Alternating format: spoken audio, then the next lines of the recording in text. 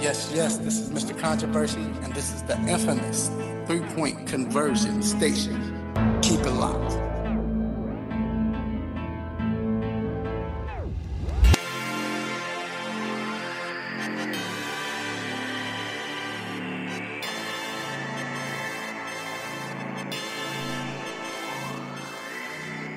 Yes, yes, we are back inside the three-point conversion sports lounge with another great show on deck.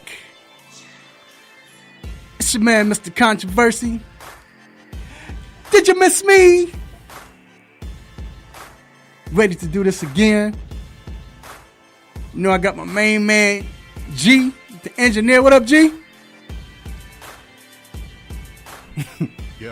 Yo.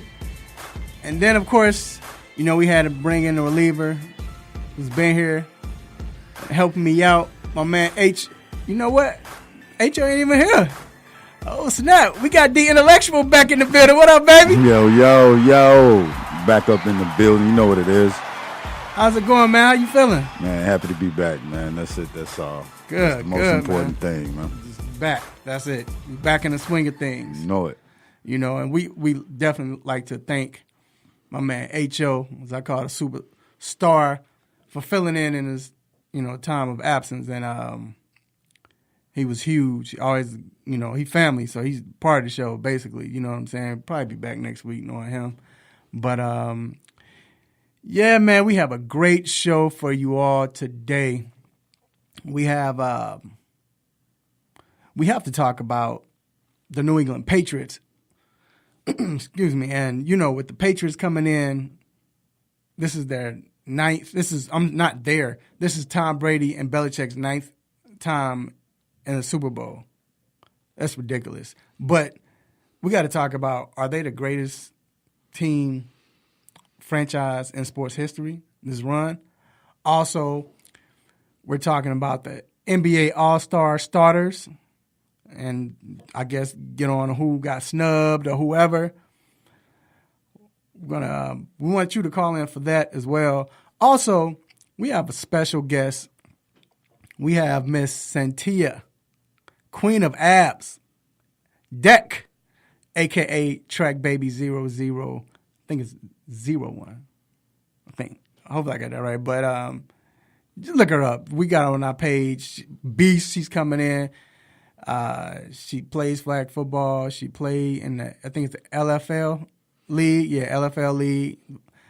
She played rugby. Now I put 5 stacks that she'll juke you out. 5 stacks, huh? 5 stacks. Yep. I don't know where I get that 5 stacks, but I'll put 5 stacks. It don't matter because I'm going to win it anyway. Period. But also we have Mr. Deshaun Tate from 92.9 The Game, CBS Radio, coming in to talk college basketball with us. And, of course, we got Dr. Donald Fowler to come in with an injury report and just talking sports as well. So make sure you saddle up. It's going to be a great show. You can also listen to the show on 1100 WWWE locally in Atlanta, Georgia, The Real. Also, you can go to Facebook, the 3-Point Conversion Facebook page. Also, we're on iHeartRadio, Radio Now, TuneIn. We're all over the place. We're on YouTube Live as well. Go to the 3-Point Conversion YouTube page. We're on there live right now. So, like I said, strap up, get ready. We're about to have some fun. Let's get it. Let's get it.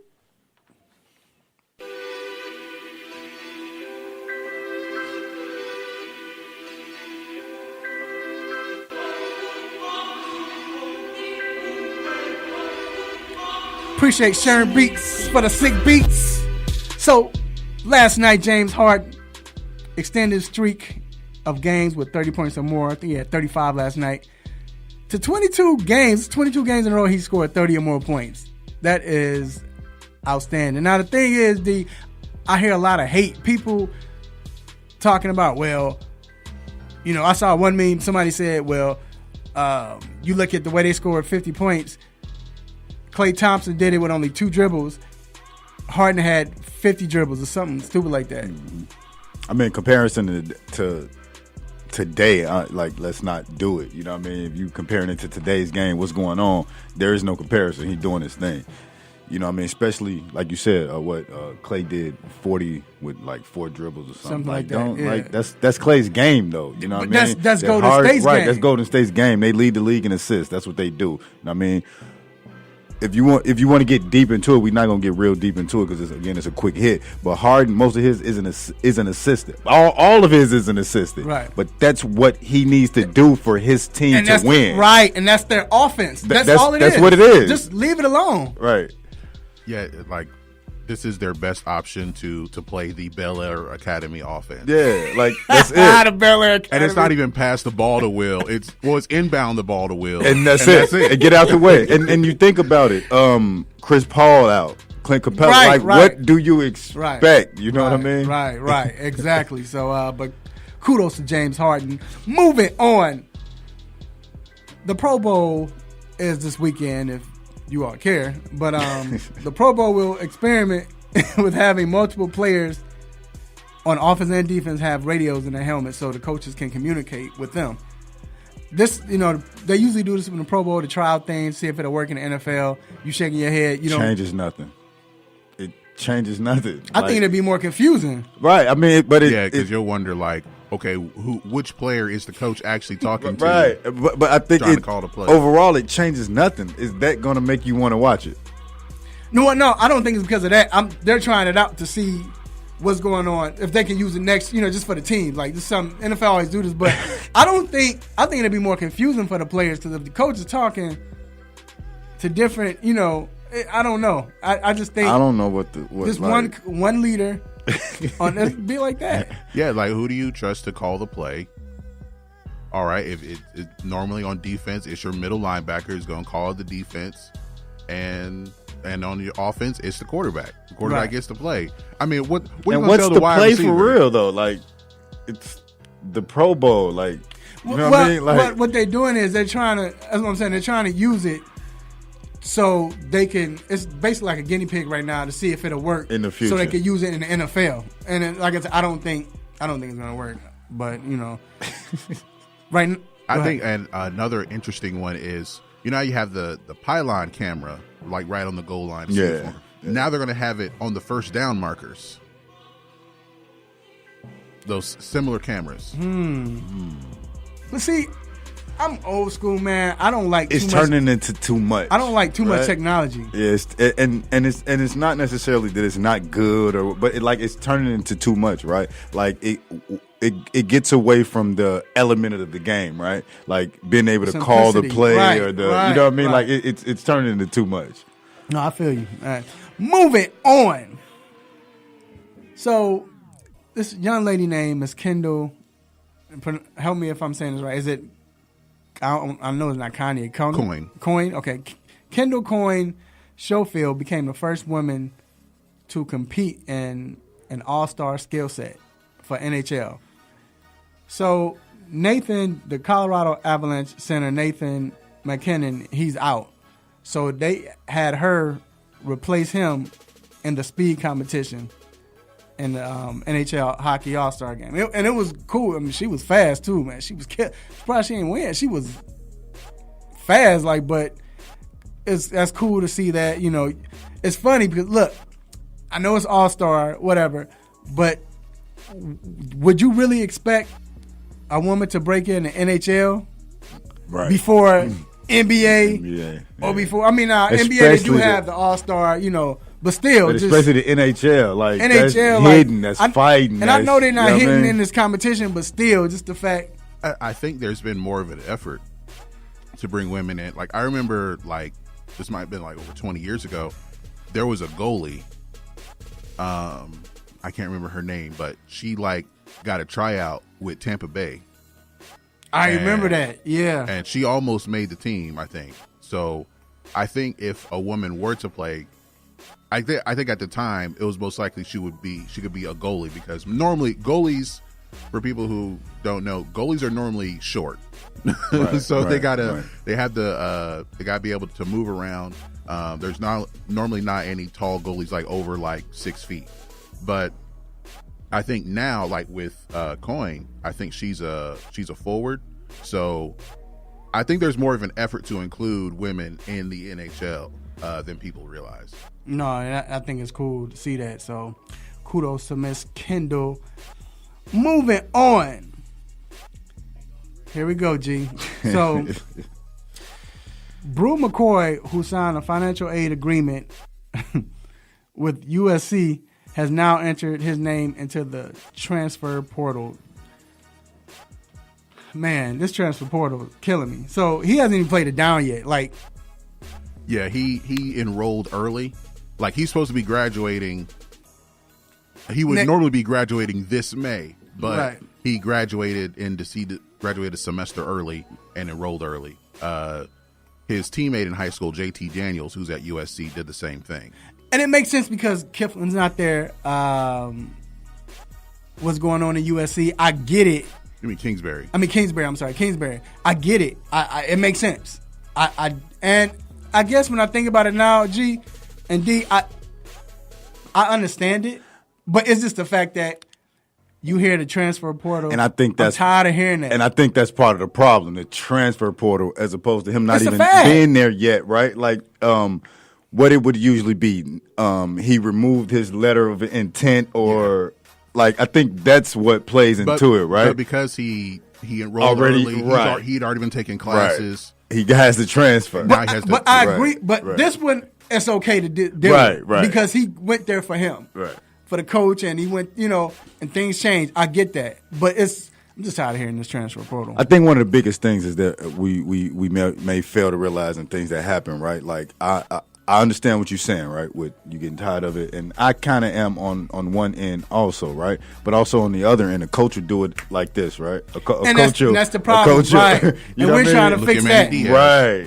A coach will get up and go if he get caught in trouble or this, and then now you gotta allow the players to do it, right? You gotta let them be able to, and then we also gotta realize we're dealing with 17, 18, 19-year-old kids, right?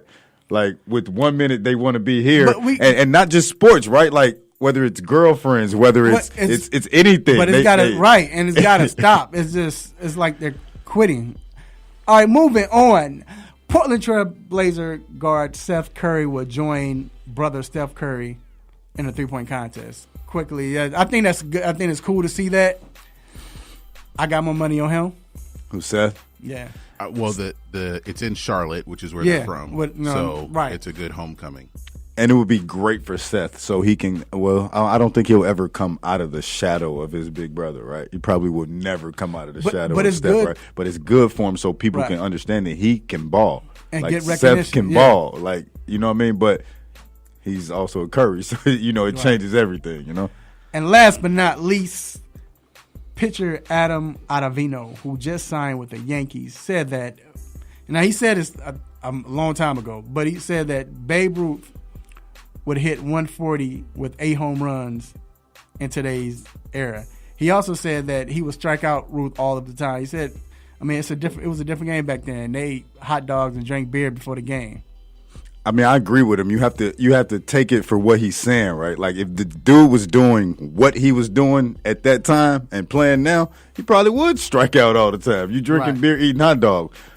However, if you bring it into what's going on today, how players change their regimen, how players eat different, then Babe Ruth probably wouldn't be eating hot dogs and drinking beer. Right. You know what I mean? And if he was on this regimen, he probably would still hit 60 home runs. Well, he also talked about his swing, too. He said his swing was whack. So, like I talk about it all the time. You always say we can go deep into it, whether it's Ty Cobb, whether it's, and it goes into our, the Hall of Fame talk with Barry and Roger Clemens and all of that. Like, we don't know what they were doing back then. So you can't, Well, that wraps up Quick Hits. We're going to take a quick break, and we will be right back.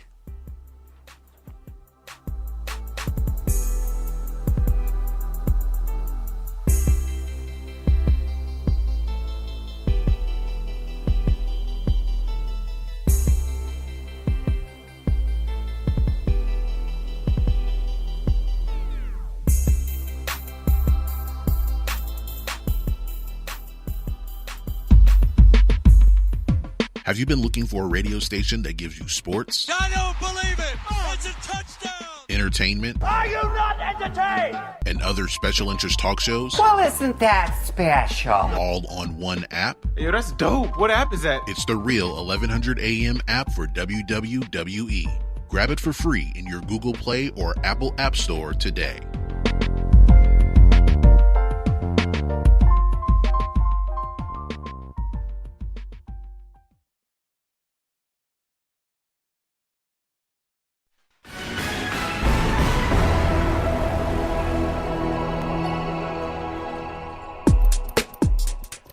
Hi, this is Greg Hurd with your sports news break on the three-point conversion. The Atlanta Hawks will be in Portland tonight to take on the Trailblazers to keep their winning streak alive after a road win against the Chicago Bulls. Georgia Tech men's basketball team will have a tough task ahead of them as they will be on the road against the Duke Blue Devils. Georgia State is looking to bounce back after a loss against Texas State on Thursday by hosting UT Arlington at GSU Arena. The three-point conversion will provide post-game coverage. Make sure to follow the three-point conversion for exclusive Super Bowl coverage and all of your major sports news updates. It's where fans' opinions matter.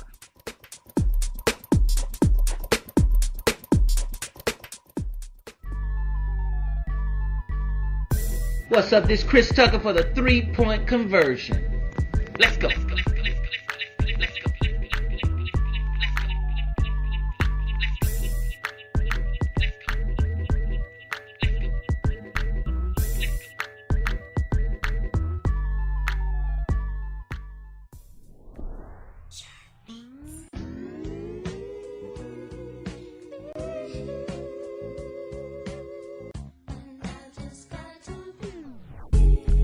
Yes, we are back inside the three-point conversion sports lounge. It's your man, Mr. Controversy, with The Intellectual. Yes. And this next segment, The Hot Topic, is brought to you by Cindy Cutter's Barbershop, located on 3000 Chapel Hill Road, Suite 206, Douglasville, Georgia. Great barbershop. I know they live right now. What up, everybody? Shouting out to everybody in the barbershop. Man, go in there, get your hair cut. You know, Super Bowl week, you need to go there. You're going to talk good sports talk, politics. Nobody's getting mad, ready to fight. Unity, community, helping out the children. I mean, it's just a great place to go. Also, check out my man, Dwayne Chambers. Once you go into the barbershop, go all the way down furthest to the left. My man Dwayne Chambers is there cutting hair with the long braid as a beard, or however he has his beard, depending on how you feel. He definitely gave you the directions too. Right. You get directly to him. Yep. Also, make sure you check him out on IG, Instagram at Simha the Barber. That's SIMTHEBARBER. All right, so this next segment, we're talking about these New England Patriots. Yeah, the LA Rams did their thing. You know, they you know, this is what you're supposed to do. You pay the refs before. I'm just kidding.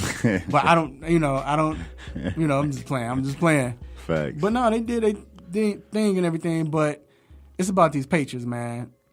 It's their 9th Super Bowl in the Brady-Belichick era. My question is this the best? Is this the best, not franchise, but dynasty in sports? Like, I'm just saying, in history. Like, looking at this, comparing it to what was, I mean, and like you said, you talk about, like you just mentioned, talked about Babe Ruth and what he went through. We got to put all that into perspective. Do you think that this is the best dynasty in the sports era? I do. You know, you try to go deep into it, right? Like you try to think about the Celtics dynasty, right? Like you think about all of this.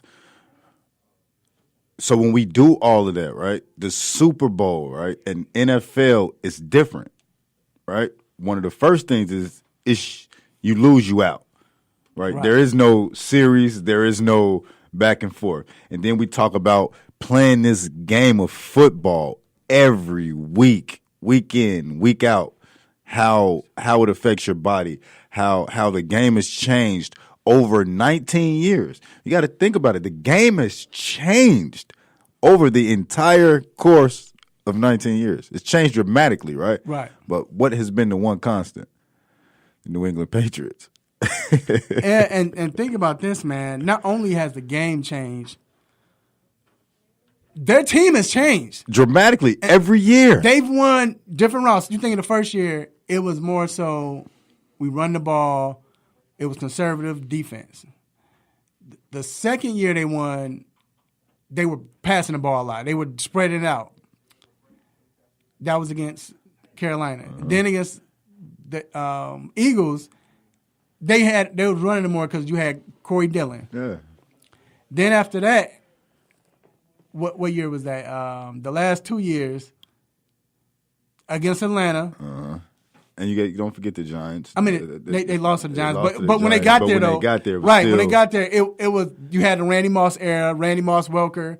It was high flying. It's playing to what they have, right? Like they don't do what the NFL says. No, even earlier this season, I think if you look back, they had a wide receiver playing running back. Patterson, yeah, and like not just playing, giving him 5 touches. Like he was getting touches like he was a running back. Yeah. Like who would have thought that? It's something that they've done before. Like if everyone the Troy Brown experiment, right? Where he was playing wide receiver, safety, and quarterback, whatever. You know what I mean? It's like it gets ridiculous, right? And like everything changes, and then like okay, so Brady has had one wide receiver. If you really want to think about it, right? Like you can say Deion Branch was good, right? But he was good for Brady because when he went to Seattle, what happened? He got hurt, and then he wasn't the same, and then they traded him back to New England, and he didn't really. Well, I mean, but even if you look at it like that, though, D, you mentioned Deion Branch. It's a lot of players that left New England, and what is their philosophy? We know, and I used to always make this joke. If you have 2 good seasons in a row, yeah, you're probably gonna get kicked out the team, right? So they're not paying. They're not paying you. They'll trade you a year early for then a year 5th later. round pick, and then they'll get somebody. They will get that person that's not that good, or who was great at one point, and now they're on their way out, and they're squeezed all. And he gonna come in and do exactly what was expected of you, right? Like they got rid of you for whatever reason, right? And you caught 67 balls, and then they gonna get him in. They got him and a 5th round pick for you, and then he comes in and catch 70 balls. As opposed to your 63. Right. and like you said, people can bring up the cheating aspect, and once again, we're talking about if you're just joining, are the New England Patriots the best dynasty in sports history? You bring in the cheating. Everybody talks about that, but that's what makes you a great team. I think. And not just okay. So we say cheating, right? But we say that because they got caught, and this happens.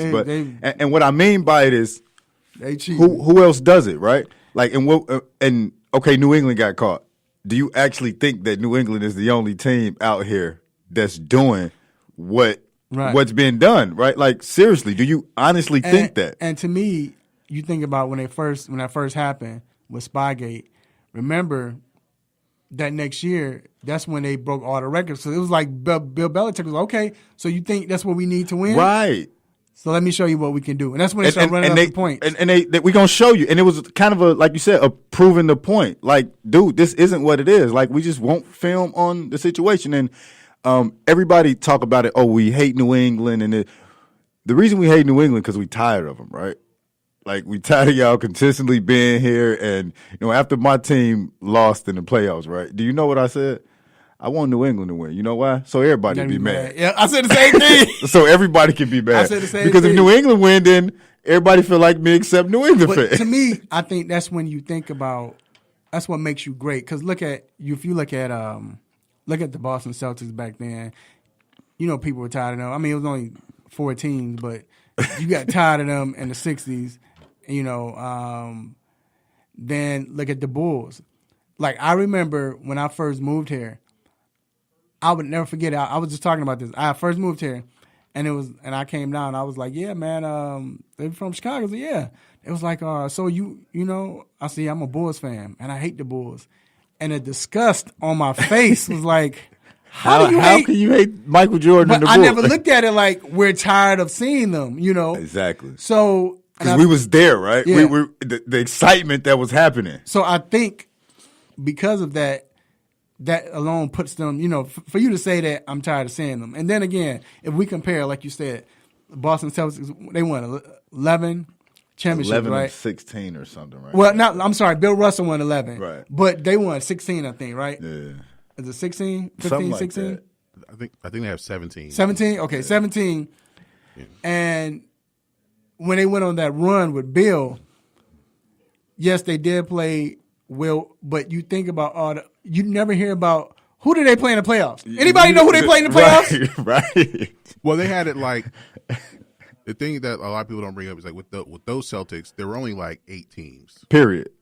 They still play 82 games, but they played like 10 times, And the playoffs, I think they just had it was like Eastern conference Conference. finals. Yeah, they did finals. But who did they? I still don't know who they played. They played the 76ers a lot, like 1,000 times a year. No, but I thought like almost every year in the finals they were playing the Lakers, with Like Larry West every and year. Elgin Baylor. Right. They would play when the Hawks were in St. Louis with Bob Pettit because I think they beat them. Like the Hawks beat them to end that streak. So okay, the Sixers beat them to end that streak. The Hawks beat them the year before they started the streak. And I think that's why it goes into why nobody says the greatest team ever, right? Because if you're doing that, like I don't want to say how great are you, right? Because you're great if you can do that regardless, right? But like when you're comparing it to 2019 and the Patriots being in the last 19 years, 9 Super Bowls, like. So what about so somebody brought up on the chat, David said the Yankees. But when you think about the Yankees, when did they? You got to think about their winning though. Did the Yankees? They didn't win all the time, right? And like they had good teams and they got places, but how many actual championships? Because to me, if you look at they only won one, you can consider the Yankees because they have the most. They have like 20. But I'm saying, but the dynasty, this 19 year, Well, yeah, you would be looking at with the Yankees. You would be looking more at the 20s and 30s, like when they had Babe Ruth, basically, and Lou Gehrig and all of them. But the question with it being, are they I think they're the best. This is as closest as you're going to get to a dynasty today because there are more teams. There is more. The talent is more spread out. And a lot of like every team has some kind of talent, but with it being more spread out and with it being a salary cap sport, dealing with free agency, trying to be consistent over this amount of time. I mean, look at Brady is going to the Super Bowl half the time he's been in. And then let's take it even further, right? When you went to the money, right? They don't really pay people. So it's not like they're in the free agent industry, they're digging and getting these 5th and 6th round picks that you don't have to pay. And when it comes to time to pay them, they just let them go and get somebody else. You said something key. You talked about free agency and everything. Think about this league in the NFL. I think that's why it's so impressive because you think about the Bulls. They won 6 in a row. They should have won. They could have won the 2 Mike Levin. They still competed. You figure 8 to 10, right? Yeah, but they a lot of people say back, you've heard Doc say it was watered down. I hear him. But with this league in the NFL, this league right now, since maybe 2000, especially 2005, but 2000 has been built for parity. Yep. But each year, we always see them. How many? They've been to 12 championship games? That's ridiculous. Yeah. That's ridiculous. It is. And again, I can't think of a sport of a team that's been that dominant, whereas everything was built for more. It was built for parity, that league. Like I said, the Boston Celtics was 8 teams. Okay, you had the best players. We call Brady the GOAT, right? Most people do. But can you really say they have a best, especially this year? Who is the best player? Do they have the best player in the league besides like a Brady? Like you would probably say. But even with that, you wouldn't say Brady this year. But I'm saying, but you would probably say Mahomes. Even in past years, you had Aaron Rodgers. And something else that came up. He hit none of his incentives this year. Did anybody know that? Like his contract was incentive laden, where he needed to be top 5 in QBR. He needed to be top 5 in like a lot. He hit none of them. And look where he at. And see, that's what I'm saying. I just think that, I know when I say we as, in general, I know we hate them. We hate the Patriots. We hate the Brady. But you have to be real.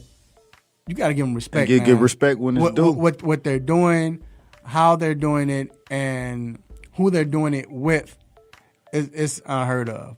So from my experience, best dynasty ever. Yeah, it has to be. So, look, we're going to take a quick break, and we have a special guest in the building. We'll be right back.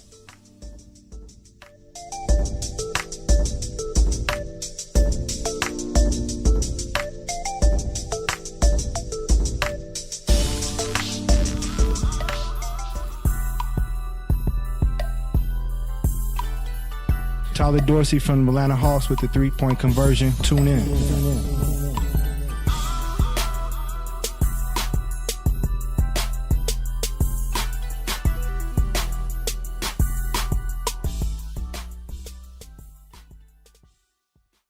When is the best time to talk to your family about staying in touch during a disaster? When floodwaters reach your door? When wildfires are engulfing the edge of your neighborhood? Or an earthquake is destroying buildings? Or is the best time perhaps today? During a disaster, you may not be able to stay in touch with your family or friends as easily as you think. Go to ready.gov/communicate and make your emergency plan today. Don't wait. Communicate. Brought to you by FEMA and the Ad Council. There's a lot going on in the world, and your world is always changing. That's why it's important to stay connected.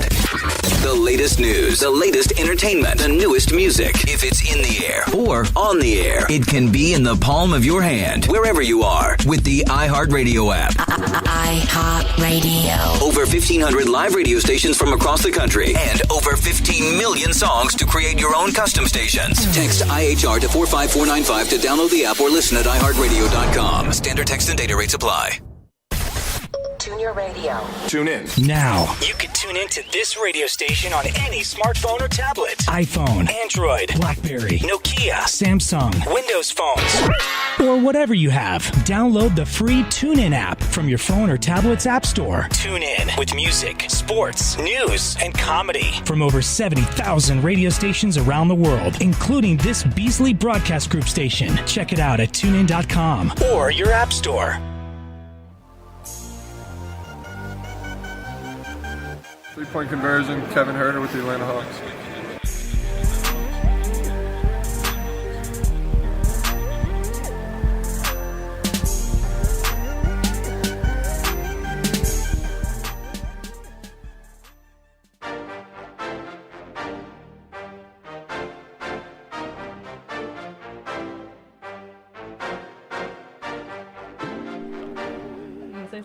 All right, we are back inside the 3-point conversion sports lounge.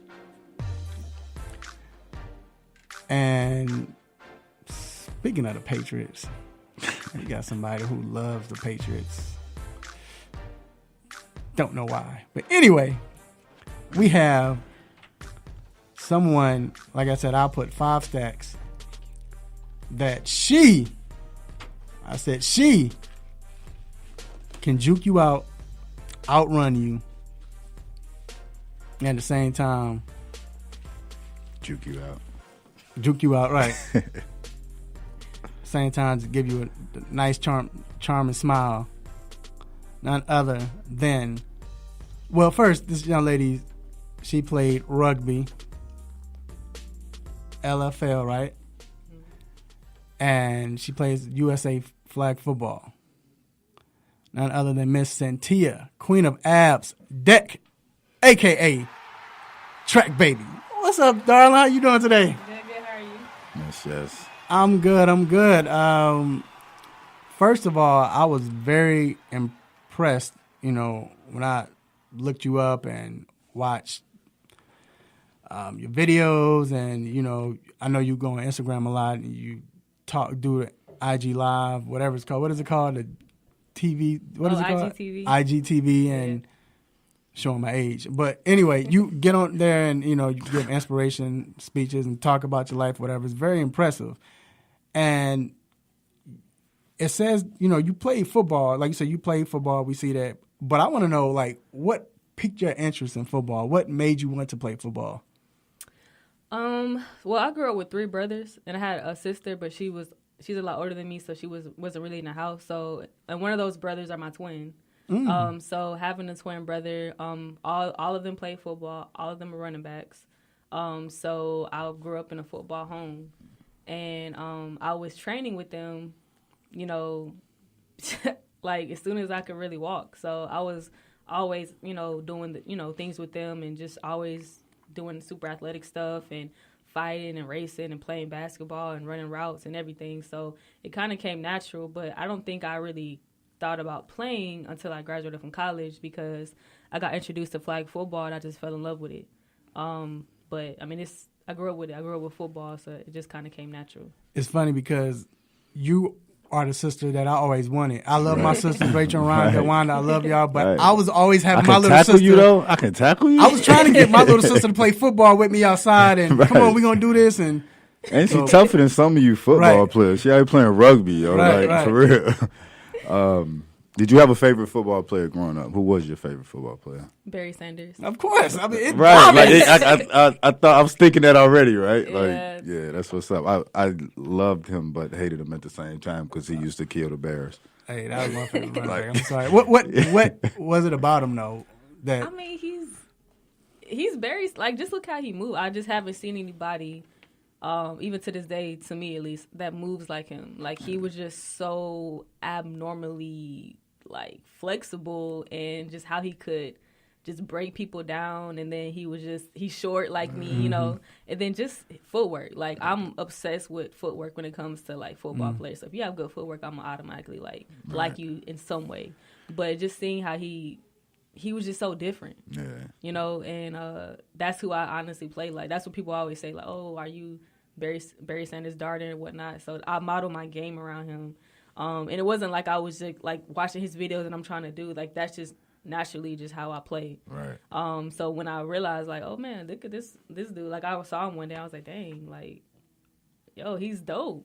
And after that, I was just obsessed. I just was watching his videos and everything, and yeah, I mean, to this day, that's my favorite football player. Ain't nobody to me like him right now. Yeah, that's mine also. And to think about it, right? How they stop plays, right? Imagine them stopping the plays that Barry Sanders did, right? The times when people wrapped him up and thought he was down, but he made it. They would stop those plays. Right. Have you ever met him or? Nah, man, not yet.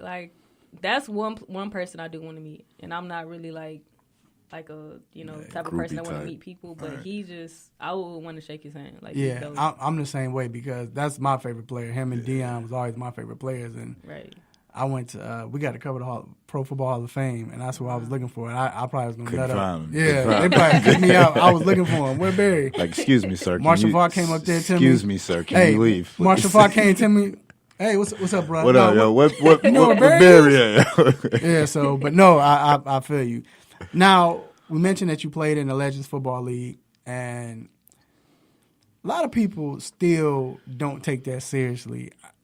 It's hard too. I'm not going not as far as that. It's just being real, just looking, men and everything. Yeah. But how serious do the women take it? I mean, I had a very short stint in that league, and the women are legit athletes. They can really play. Honestly, they can probably play better than some of the dudes nowadays.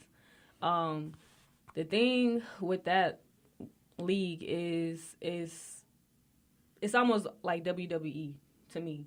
It's just for entertainment, for the owners. I heard that. And unfortunately, the athletes have to suffer because of that. And that's why I had to step back. So I'm like, yo, this isn't a good look for my brand, because people coming to the games not even knowing what position you play. They just they half naked, so let me just come and watch. And they're not paying attention to the fact that they really out there playing. Right. And so to me, I remember standing on the sideline and just hearing just provocative things, like just dudes yelling drunk, you know, and I'm just like, y'all not gonna stop this? Like, this is so, like, low for y'all to allow men to just be yelling these things at these girls. Right. And I'm just like, this is too much. Like, I'm the type of person, I'm gonna turn around and slap you, and it's gonna be an issue. So I had to just be like, y'all got it. Like, it's not for me. Now, I don't know how it is now. I heard it's a lot different now.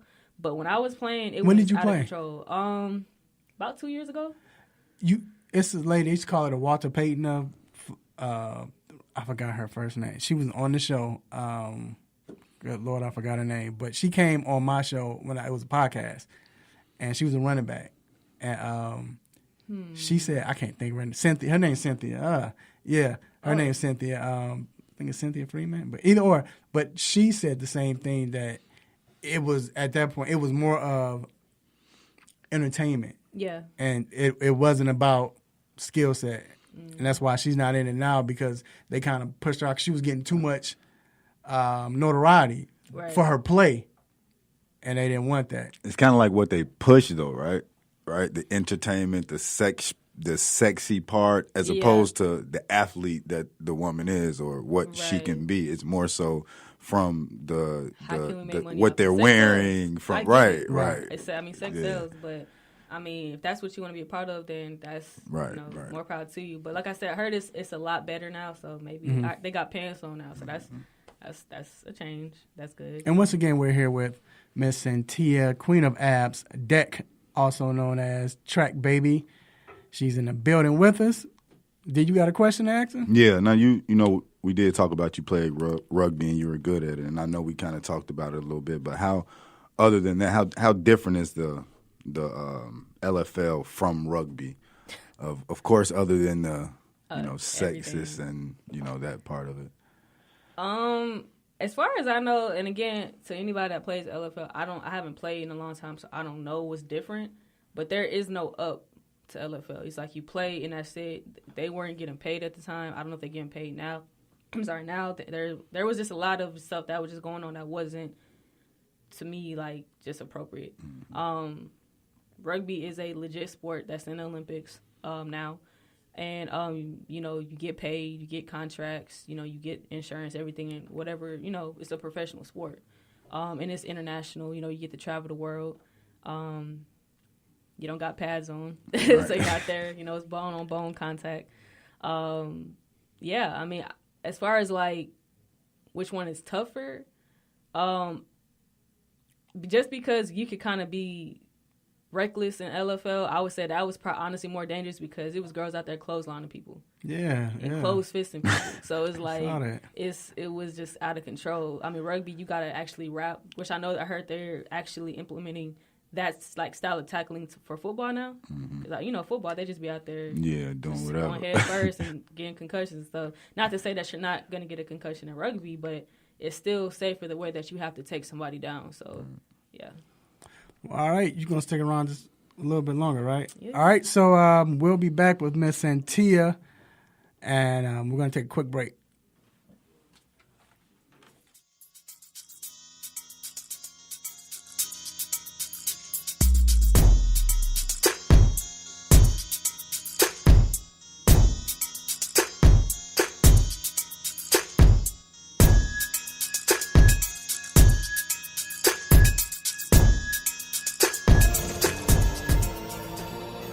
Hey, this is Gary Payton. Y'all listen to 3 Point Conversion Radio. It's the bomb.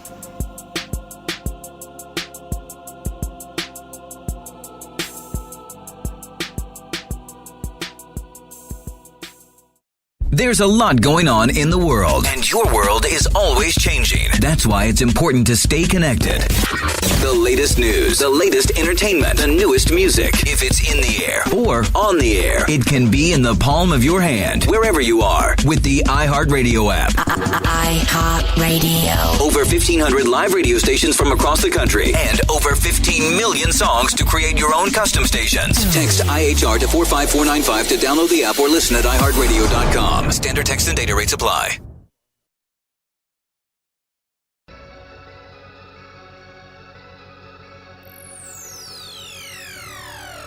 Ladies and gentlemen, this is Cat Williams, and you are listening to 3 Point Conversion Radio.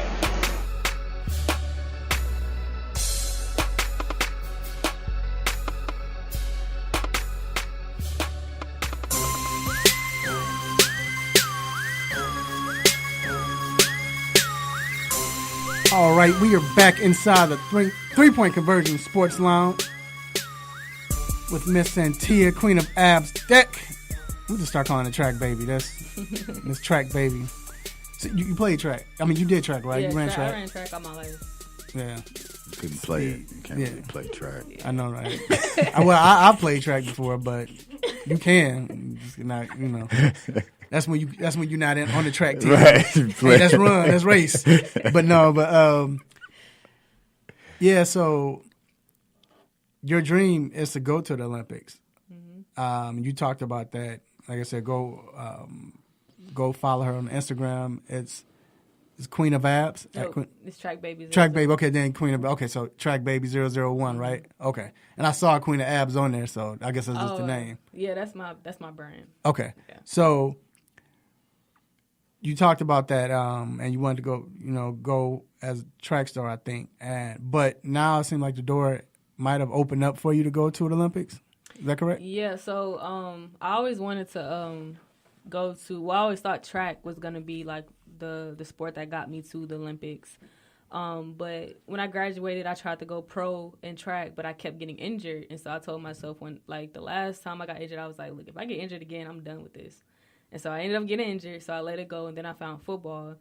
And then rugby kind of just came out of nowhere. Literally, I was on Facebook one day. This was like five years ago, I guess, 4 or 5. And the USA coach at that time had DM'd me on Instagram or Facebook. And he was like, hey, would you want to, be a part of the USA team for rugby? And at that time, I had no idea what rugby was. I thought it was just a male sport. Mm-hmm. And I was like, yeah, but I don't know what this is. I didn't even know girls play. He was like, oh, it's cool. I'll teach you. You're fast. So, the next week, I was flown out to Cali to the Olympic Center. When I landed, he got fired, And the new lady that came in, she had a whole different plan. She was like, why are you here? You don't even know what you're doing. Just real rude. Yeah. And I'm just like, yo, I was just invited out here. I don't know what's going on. And so she just said, well, when you learn how to play, you can come back. Go ahead. Yeah, and so after that, I let it go for 4 years. And then people kept tagging me recently on just all these rugby videos. And I was like, you know what? Let me actually try to learn how to play this sport. And so I found a coach on LinkedIn, and he invited me to a practice, and the rest is history. I've only been playing 10 months, so I'm extremely new to the sport, but I've been doing very well. So this looks like this could be my chance to go, So I went in mysterious ways. Yeah. That's awesome. So you didn't decide to when the coach left, you didn't do you didn't try to enter the transfer portal? No, just play. College football. He did it. I'm with him. Hey. Right. Go ahead. So now you're about to be part of a reality show called Flex. Can you give us a little information regarding that? Yeah, so Flex is a show about pretty much fitness or celebrity fitness trainers, and it's kind of about our lives. Because everybody, when they think about personal trainers, they automatically assume we just work out. We don't do anything else. We don't have any other life. We just work out and sleep and work out, and that's it. Eat right. Yeah, and I'm just like, nah, it's a lot that goes on in trainers, lives. Definitely when you're dealing with celebrities, just that part of things. And then a lot of us have, children, or some of us are married and things like that. Some of us, we might not be in tip-top shape, but we have amazing stories that, and things that we're dealing with to get to that point. And people don't really realize the story behind the fitness. Mm-hmm. And so this is kind of giving everybody inside scoop on, hey, look at, what really goes on. Just don't assume we don't work. Some people ask me all the time, well, do you have fun? do you eat unhealthy sometimes? Do you party? I'm like, yo, I'm still a 20-year-old. Right. I still have a life. And I'm just like, so this is actually awesome for me because I'm like, okay, now I can answer all y'all's questions and I can kill y'all's assumptions. We still party, have lives, drama, whatever else. So. I ain't gonna lie, because I was gonna have donuts for everybody. You should have, man. I like donuts. I thought she probably gonna knock it in my hand. Man, if you don't get that crap out of my face. That's crazy. So I'm not. He doing the same thing they do, right? It is trainers like that, but me, no, but you look at your abs. I mean, I'm like, no. She is the queen of abs. Yeah, so. But you know what's funny? It's a lot of trainers that don't eat healthy. Mm. So it's not like how they do it, I don't know. And it's mostly guys. Girls is different. I don't really know too many girls that can eat like dudes and still have six packs. But, you know, yeah, it's like we are still regular people, you know, like we're human. So I kind of talked about it already, you know, but you're a football fan. Who do you have in the Super Bowl? The Patriots, man. Why do you like the Patriots? I just do. Like, look, first of all, everybody think I'm a bandwagoner or whatever. Let me clear the air. Like, I'm not. I've been a fan since I was a kid, you know. Why? I don't know. I gravitated towards that team for whatever reason. And they just happen to be the GOAT. Like, and this is the thing. For everybody that's hating on them, like, is your team in the Super Bowl? If not, sit down. So I'm trying to catch. You said that you were fan since you were a kid. Don't ask me too many questions. Right, that's why I'm trying to catch it, right? She said she's a fan since she was a kid. Tom Brady been there 20 years almost. And then she also said that I'm still in my 20s. So somewhere in that range, like 5, 6, 7, somewhere in there, right? When Tom Brady came, right? It wasn't even about him, though. It was just like, I just liked the team. I don't know. And I can't tell you why. It was before Tom Brady. Right, I know. That's what That's what I'm saying. Right, I'm adding it together. Drew Bledsoe right before, right? Like, Tom Brady, he's cool. Right, I'm saying it's the team. That's why I'm giving you the props. I'm saying I'm saying like you. No, but it's funny. I just talked about that. Was it last week or week before last? I went on this rant talking about if your team is not if you're not in my division or you're not like a rival.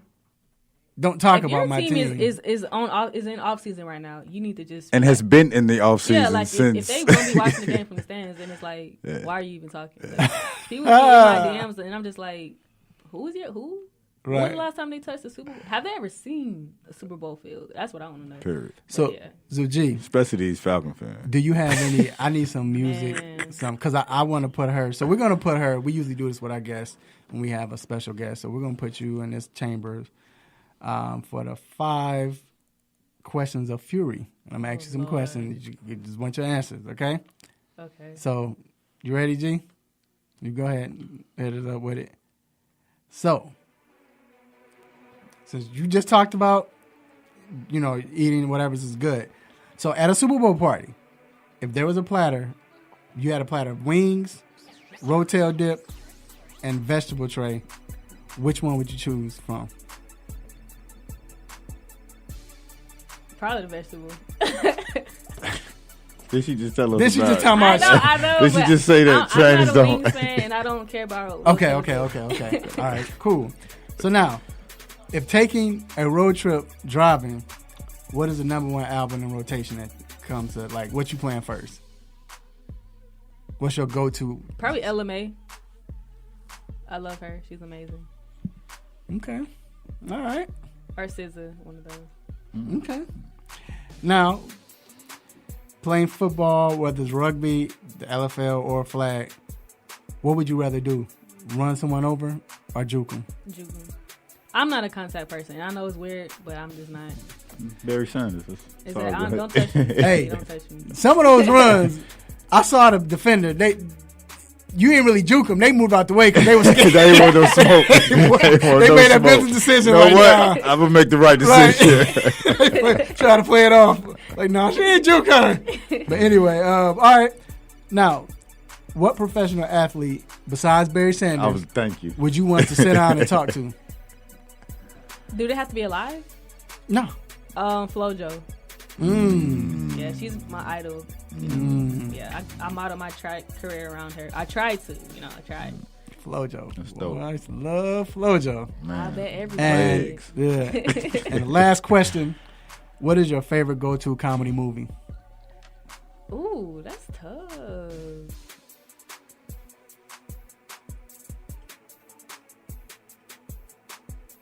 I don't want to say Friday because that sounds so cliche.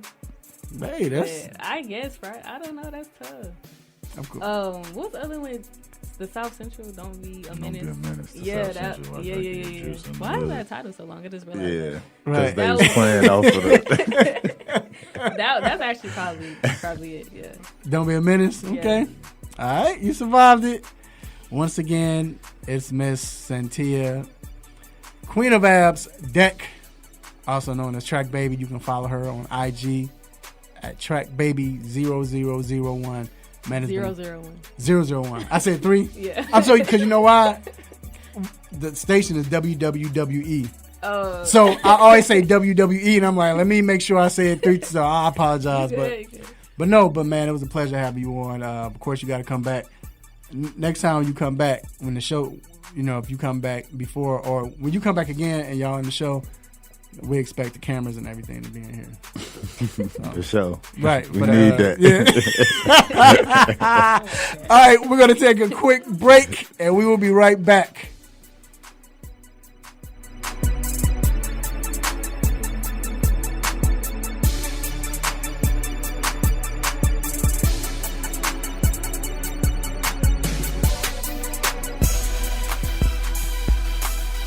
What's going on, guys? It's John Collins from the Atlanta Hawks. You're listening to the 3-Point Conversion Radio.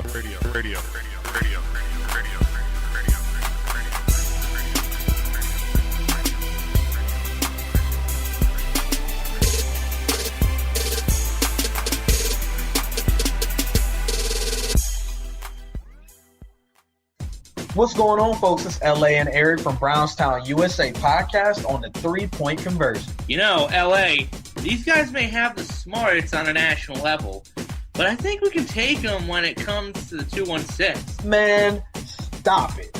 You're on garbage watch. Anyway, check us out weekly for updates, news, stories, and opinions you can count on about football from the heartland of America, the Cleveland Browns. Only on the 3-Point Conversion. Now let's throw it back to the Sports Lounge now!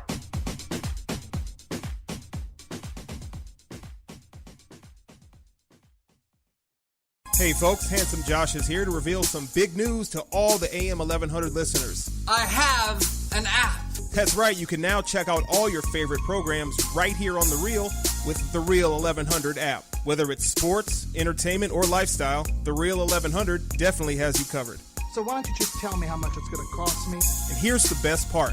It's available in your Google Play or Apple App Store, and it's free to download. Actually, you can count me in on this one. So download the Real 1100 app today and stay in tune with The Real. You're tuned into WWE Hakeville, AM 1100. The opinions expressed during the sponsored programs on this station are strictly those of the program hosts, guests, and callers, and are not necessarily those of Beasley Broadcast Group, this station, its staff, other advertisers, or agencies. Have a sports injury? Need to see an orthopedic doctor? Ortho Atlanta is one of Metro Atlanta's largest orthopedic and sports medicine practices, providing orthopedic and sports medicine care for the whole family. With 37 physicians and 14 offices, the practice provides the highest level of care for injury of muscles, joints, bones, and spine. Ortho Atlanta offers convenient access to a full range of musculoskeletal surgeons and specialists. Ortho Atlanta also offers on-site physical therapy, pain management care, MRI imaging, and workers' compensation care. The Ortho Atlanta Surgery Centers in Austell and Fayetteville provide cost-effective, same-day surgical procedures in an accredited outpatient center. Hip, knee, shoulder, back pain? Ortho Atlanta has you covered with specialists in all areas. Same-day appointments, orthopedic care for the whole family. Ortho Atlanta, Atlanta's choice for orthopedic and sports medicine care. Learn more at www.orthoatlanta.com.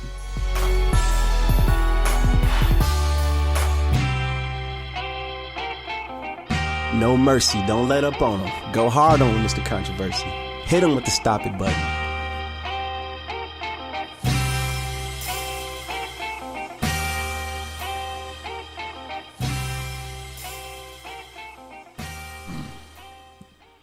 All right, we are back inside the 3-Point Conversion Sports Lounge. This is a time where we like to thank everyone who's listening, who supported us, or who is supporting us. And we appreciate you, not just the 3-Point Conversion Sports Lounge, but the 3-Point Conversion as a whole. We appreciate you, and we thank you.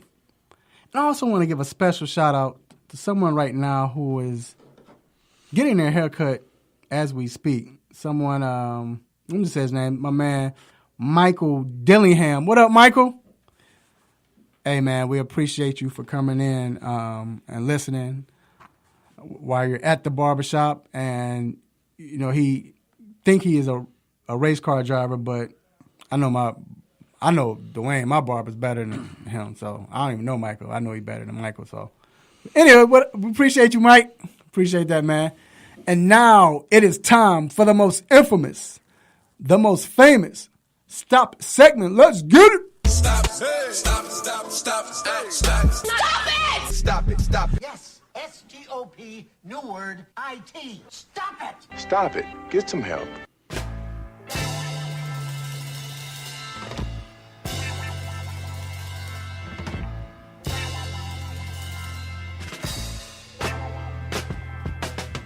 All right, D, it's on you. So yeah, I'm gonna give a stop it to actually the Kansas City Chiefs. The reason I'm gonna do it is because they fired their defensive coordinator like right after the play and everything like that. However, we knew what their defense was, and the reason I'm giving them to stop it because like you're blaming him, but you already knew what your defense was. It's not as if like you could have did this in week 5, 6. Like you already knew what it was. So you try to like throw the sink at him. Right. Like, dude, we knew this defense been doing this all year. So why don't try to like just blame it on him? It's not just him. You know what I mean? Right. So I'm gonna get him my stop it for this week, man. Right. Stop it. No, that's true. I didn't think about it like that. Like what happened differently that they've been doing? They've been doing. No, I hear you. G, you have the clip? All right, so I'm going to give my stop it to, this name just slipped my mind. PJ Tucker. Houston was playing the Knicks, right? And if you're on Facebook Live, you'll be able to see it. So they're playing the Knicks. It's a close game, tight game. Knicks just scored. And Eric Gordon is taking the ball out, right? And he drops the ball right to Tucker, like bounce the ball, give it to Tucker. Tucker, for some reason, is not touching the ball. He's blocking the New York Knicks defender, but he's not touching the ball.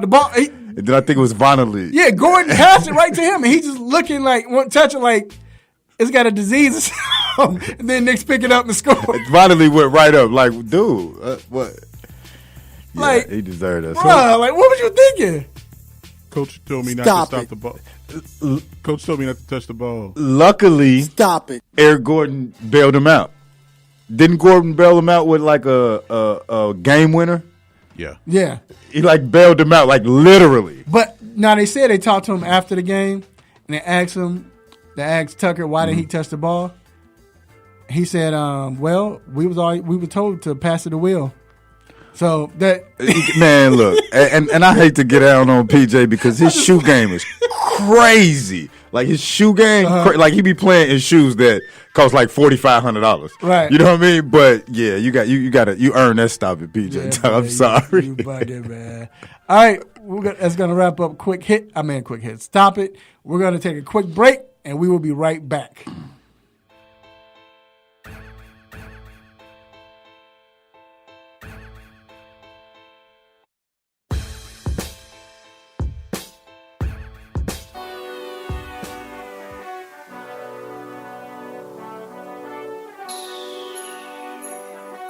Let me break down to y'all what's so dope about the three-point conversion.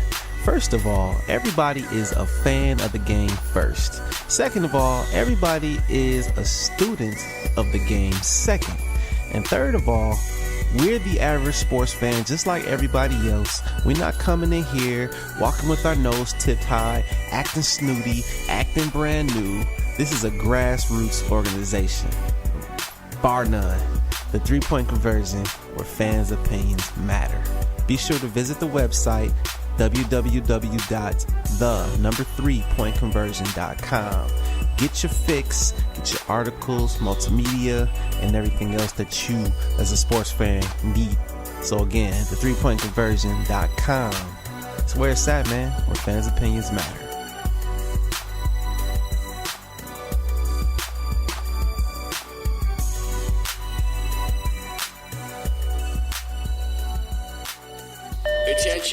radio station listener, this might make you say, oh my god. Get this station in 1,500 live stations, plus a custom station you can create all in one. Right now. Download the free app now at iHeartRadio.com. Oh my god.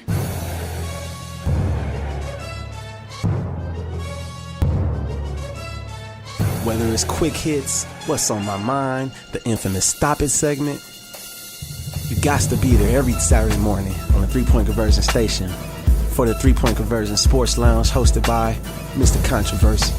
Get him!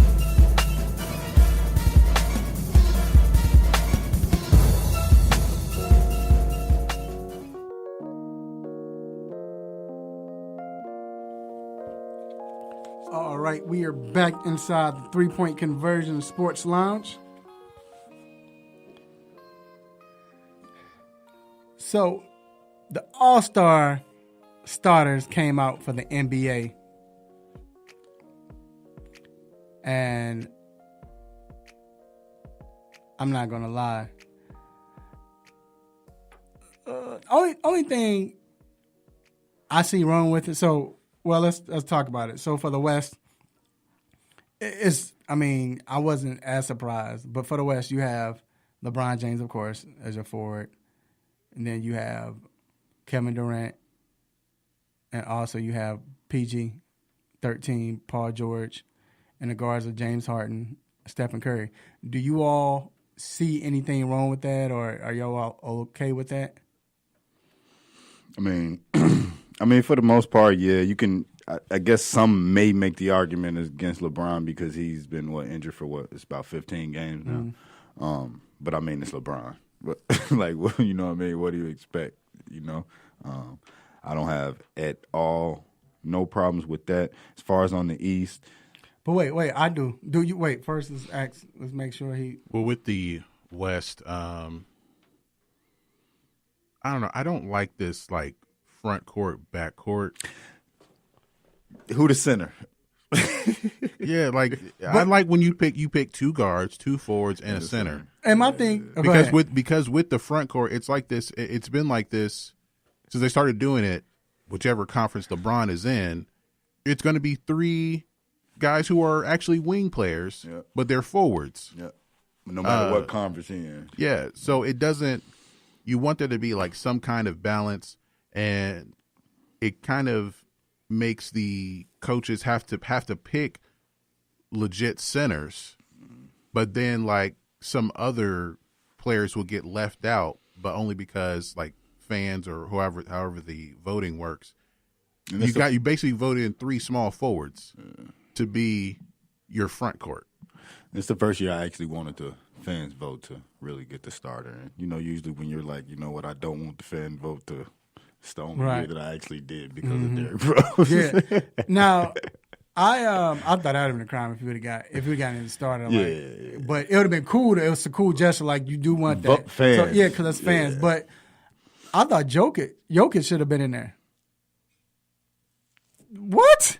Well, no one like it's the front court though, right? Yeah, it's the front court part. It's the front court part, and I don't think a lot of fans pay attention to Denver like that. They think they're still bad, even though they're second right now. Right? But Jokic has been balling. And so I was talking about somebody they haven't with gotten the national exposure as well. And he plays like that. He plays like that old guy, right? Like he's Arvydas Sabonis them 10 years when we couldn't get him. You remember he was so dominant the 10 years prior to coming to the Trailblazers?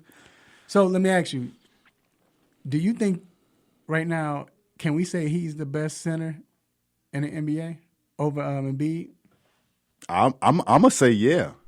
He's playing the best right now. I'm going to say yeah because I think what separates him, right, is the passing, his decision making, that they can give him the ball at the top of the key and so they changed their offense to him. You know what I mean? And it works. Mm-hmm.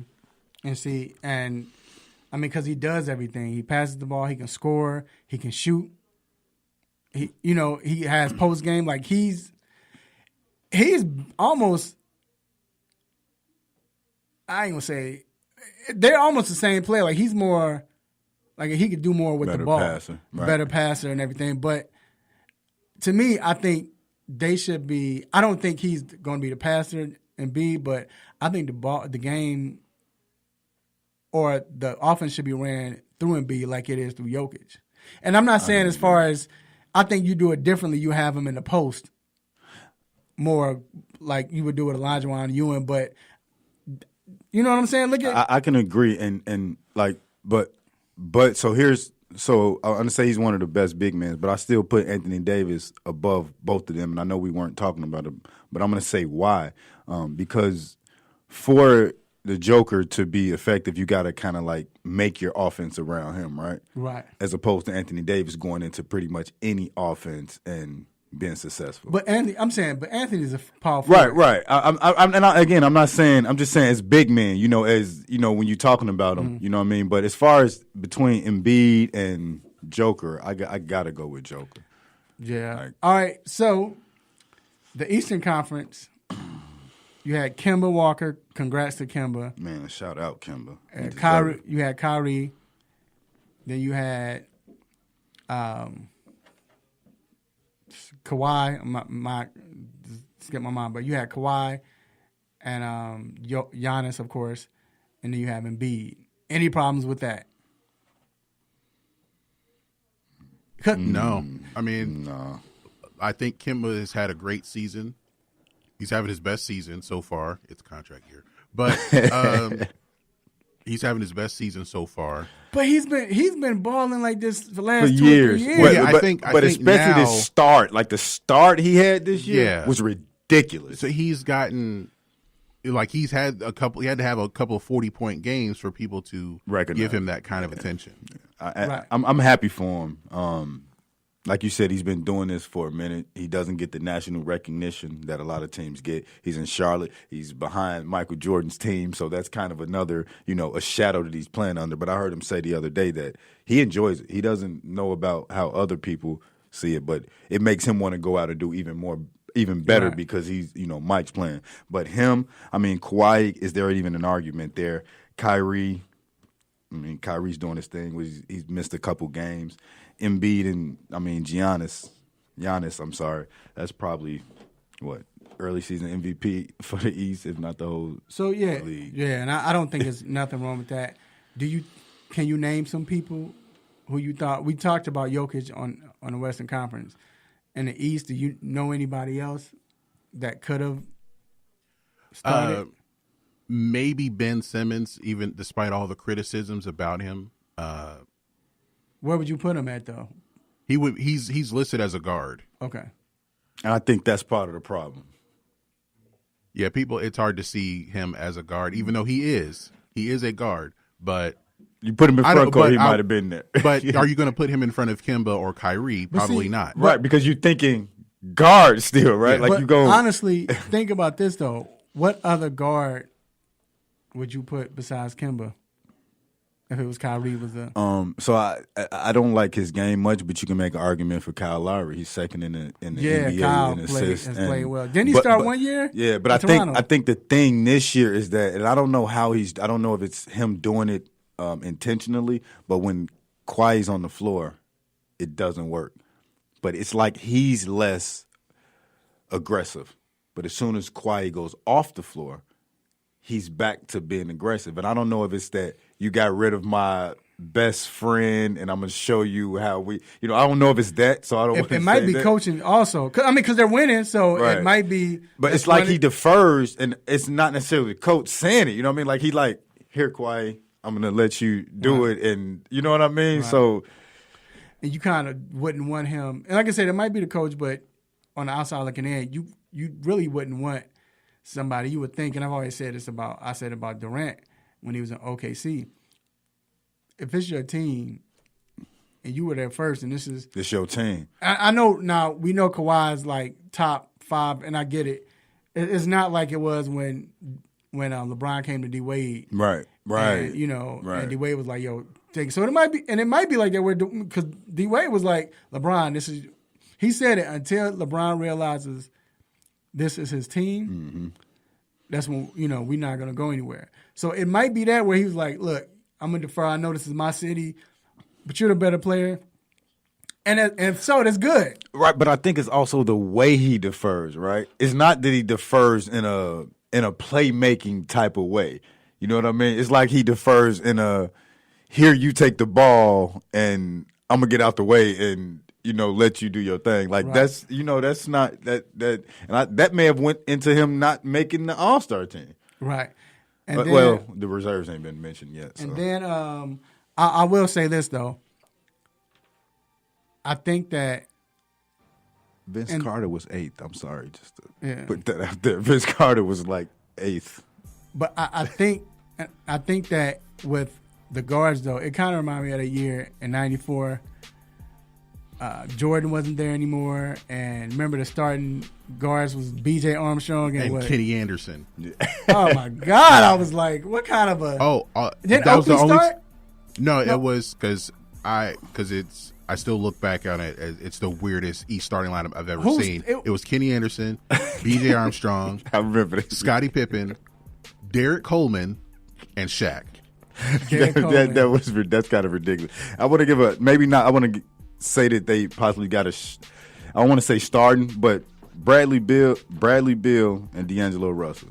I want to say them two been balling, especially Bradley Beal. I know, they might make it, but Russell deserves to be in. They are like 5th in the East. But I think Kemba got it because they're in Charlotte. I think so. But Bill maybe should have started with Kyrie. Yeah. But the Wizards aren't good. But ever since Wall's been out, they play a different whole game, and you hate to blame it on Wall, right? He's going to be a reserve, and I don't think that Beal is out there like that. As far as he's not a player that's marketed, as far as the Wizards go, it's always been John Wall, and that's probably part of the mistake. Going on. They're gonna blow that team up anyway, but they can't blow it up because who taking Wall? Who paying $40 million? Somebody. They gonna have to trick them with a first round unprotected pick. Yeah, and I think that's why, like you said, because he's hurt, Wall's out, and I just don't. I mean, it just kind of gives me that. But Kemba is deservingly, he should start. Shout out to them Nets, though, man. I'm sorry to say that again. Right, they surprised. They surprised me, but I think he should get in also. But it's just like I said, it just has that feel with the Kenny Anderson, Muggsy Bogues, that starting lineup in that All-Star game. So that East is going to be Oakley and Starks are on that All-Star team too, though. That East team going to be funny looking. But the East won the game. They won that game because they were playing hard, right? They probably were playing hard. You got Oak Tree on the bench. Well, I mean, he coming in. Pippen won MVP that year too. I remember that. So yeah. Oh, that's the red Air Maestros with the low cut when it was scrunched up at the top. Up through it, yeah. All right, we're gonna take a quick break. We will be right back.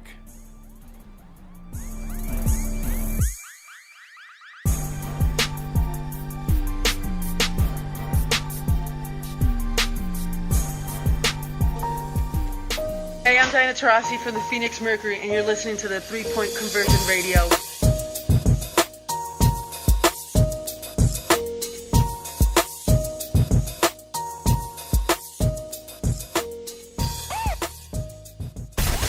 Tune your radio. Tune in. Now. You can tune into this radio station on any smartphone or tablet. iPhone, Android, BlackBerry, Nokia, Samsung, Windows phones, or whatever you have. Download the free TuneIn app from your phone or tablet's app store. Tune in with music, sports, news, and comedy from over 70,000 radio stations around the world, including this Beasley Broadcast Group station. Check it out at tunein.com or your app store.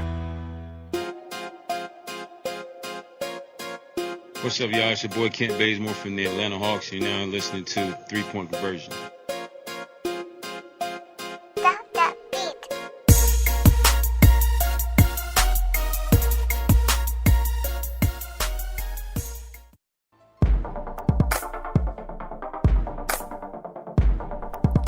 All right, we are back inside the 3-Point Conversion Sports Lounge. We just talked about NBA basketball. Now it's time for college basketball. And of course, there's no other person I would rather talk college basketball with other than my man Deshaun Tate from 92.9 The Game, CBS Radio. Make sure you follow him on social media at Tate. What is it again, Deshaun? Because I can't. It's hard to say this. It's all good, man. It's a tongue twister for everybody. Take Sports. Take Sports. TASTAKE Sports. Like just take, man. Like just take, man. Take You sport. find that on Instagram, take the find sport. that on the Twitter, all that stuff. Take the sport. Got you. Yeah, like First Take, but Right.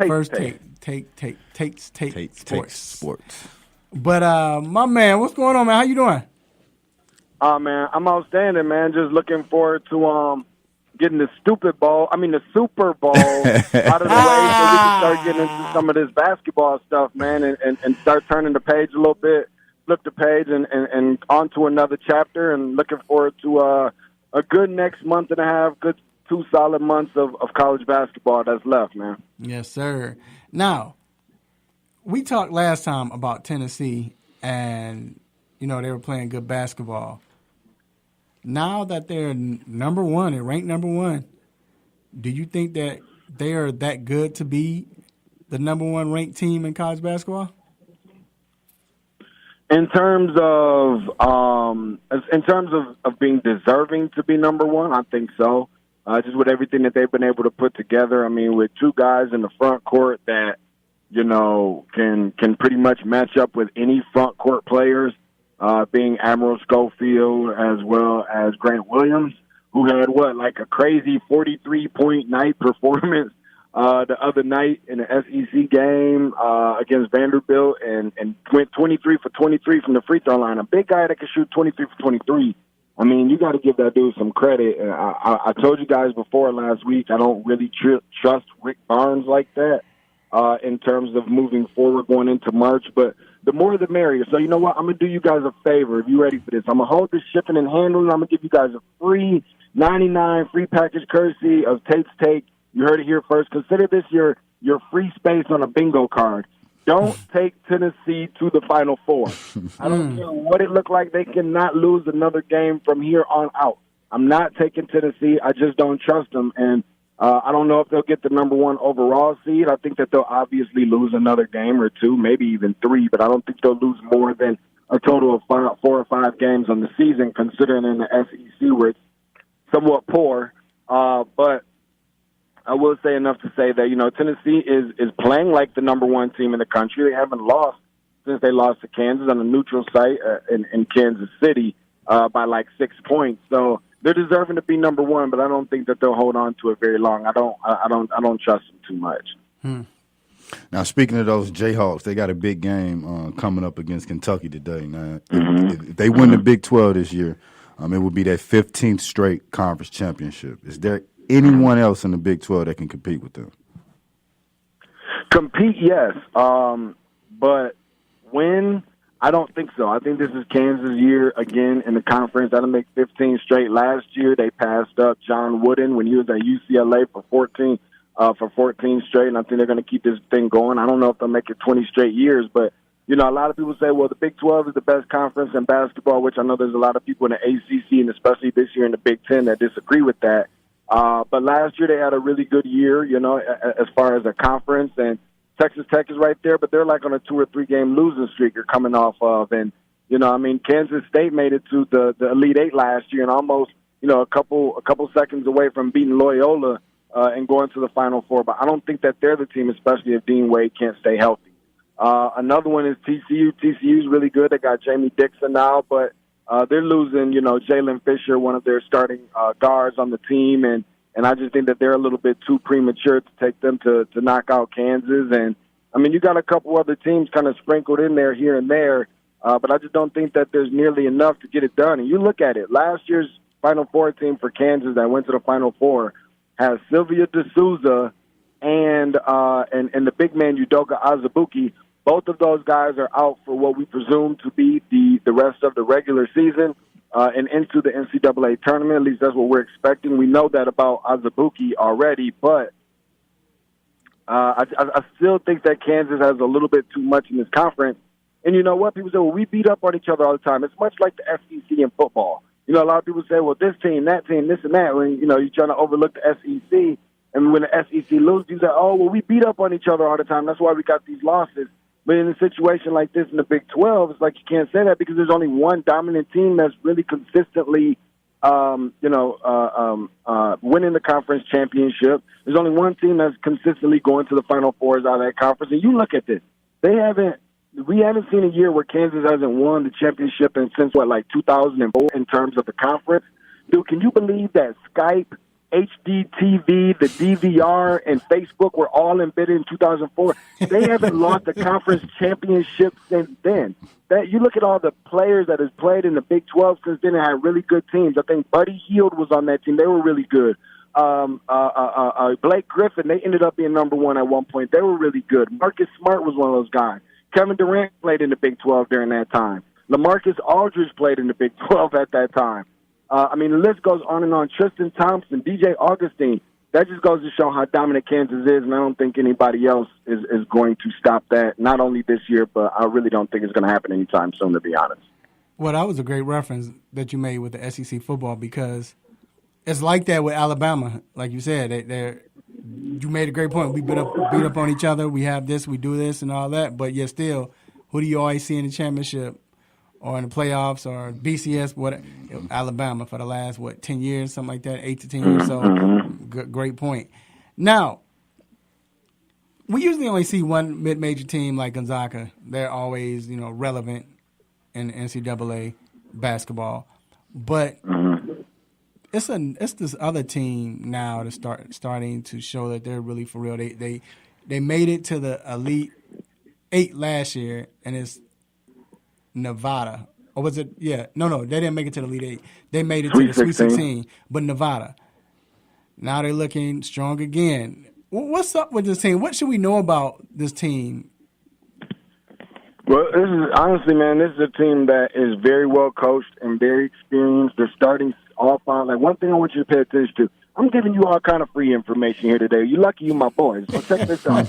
So this is what it is. When you start filling out those brackets, you start getting into March Madness. A lot of people, like most people paying attention to that. I call it, quote unquote, that football stuff. So when March rolls around, everybody's like, well, I haven't been paying attention. How do I keep up? You always want to get to a point where you're filling out those brackets, that you're taking those experienced teams that got a lot of upperclassmen.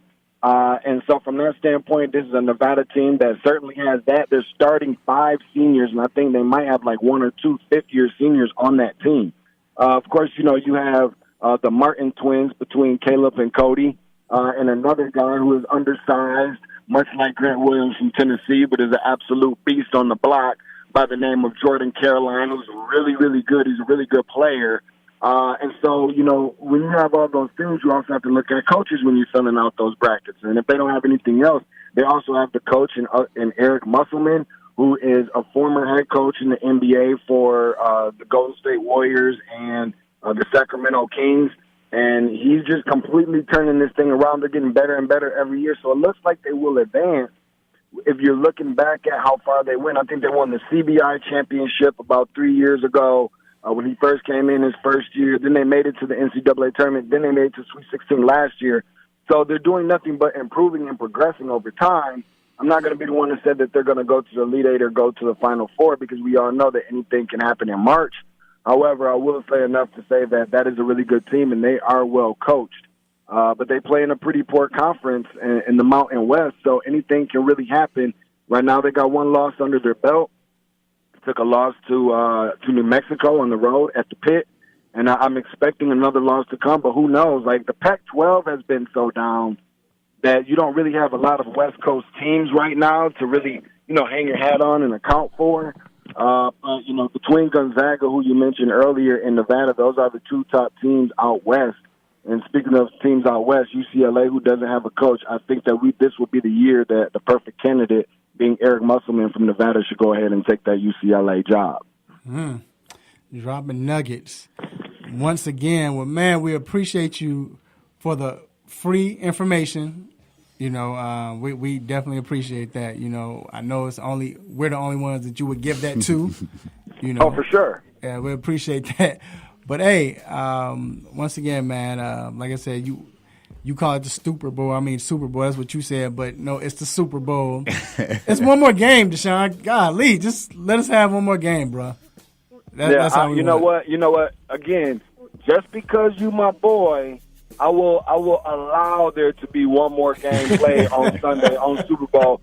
But if you wasn't my boy, then there wouldn't be no more football to look forward to. Wouldn't be no more games played on Sunday. Appreciate you for having me, bro. No problem, man. Take care. All right, we're going to take a quick break, and we will be back with Ask a Doc with Dr. Donald Fowler. I'll be right back.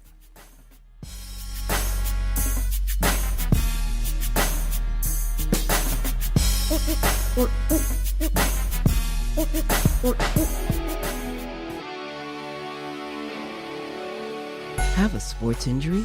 Need to see an orthopedic doctor? Ortho Atlanta is one of Metro Atlanta's largest orthopedic and sports medicine practices, providing orthopedic and sports medicine care for the whole family. With 37 physicians and 14 offices, the practice provides the highest level of care for injury of muscles, joints, bones, and spine. Ortho Atlanta offers convenient access to a full range of musculoskeletal surgeons and specialists. Ortho Atlanta also offers on-site physical therapy, pain management care, MRI imaging, and workers' compensation care. The Ortho Atlanta surgery centers in Austell and Fayetteville provide cost-effective, same-day surgical procedures in an accredited outpatient center. Hip, knee, shoulder, back pain? Ortho Atlanta has you covered with specialists in all areas. Same-day appointments, orthopedic care for the whole family. Ortho Atlanta, Atlanta's choice for orthopedic and sports medicine care. Learn more at www.orthoatlanta.com.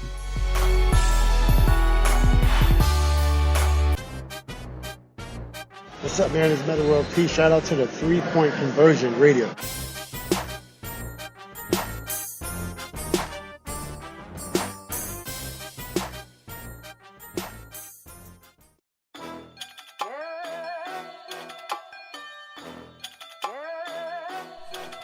All right, we are back inside the 3-Point Conversion Sports Lounge. And this segment is called Ask a Doc. We are here with Dr. Donald Fowler, orthopedic for Ortho Atlanta. What's going on, Doc? Hey, good to be here. Sorry I missed last week. Hey, man, we know you taking care of business, man. You saving lives and everything else. So careers, right? That's why I say you saving lives. Trying. Yeah. Man, first, you know, it's Super Bowl week. Everybody's buzzed about that. Well, I guess everybody in Atlanta because New Orleans not coming. But but real quick before we get into everything, just your quick analysis on Gronk. I mean, do you think he's hurt? And he stepped up big last week, but this is not the Gronk we're used to seeing. No, and I don't know if it's really as much him being hurt as truly just time catching up with him, to be honest. I mean, he doesn't have the same kind of burst or speed. I mean, he still has that strength, he still has that physicality, but I don't think he really has the same kind of separation that he used to have in his younger year. Do you think that's because of injury, though? Because I mean, I think they're catching up to him, but I think a lot of his age where he's just not bouncing back like he would have 5 years ago. Because he's young, though, right? Yeah, but like he's saying, you got to think of Gronk, right? Running over people, getting hit in the legs. Yeah, this is year 8 for Gronk. And he always gets hit in the legs. Like, think about when people go for him. They're going for his legs. And now when you seeing him running, right, like he's running at I think half the speed he used to run at, right? Right.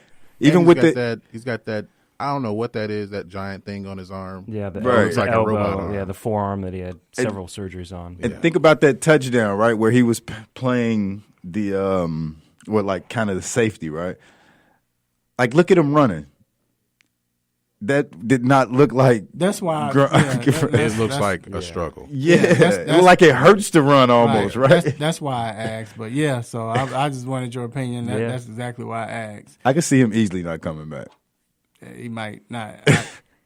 It's just quality of life, right? He don't look right. Yeah, so. I mean it's not to the degree of someone like Antonio Gates that is still somehow out there. But Antonio Gates looks like he running 0.1 miles per hour. But he 102. He 102 compared to Gronk, right? Yeah. Right. So that's why I asked. But I just wanted to know. Now, Victor Oladipo, we saw that gruesome injury with the ruptured quad tendon.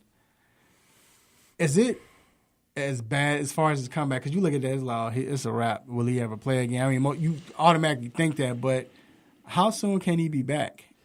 Yeah, I mean, what's really unique, and if you go on, you can read a lot about it, but the quad injuries, they usually happen in older people over 40 years old. If you're going to tear something in that front or extensor mechanism of your knee and you're young, it's usually the patellar tendon right below the kneecap, not the quad tendon right above the kneecap. So it's pretty rare seeing quad injuries in most professional sports because most guys are in their 20s and 30s.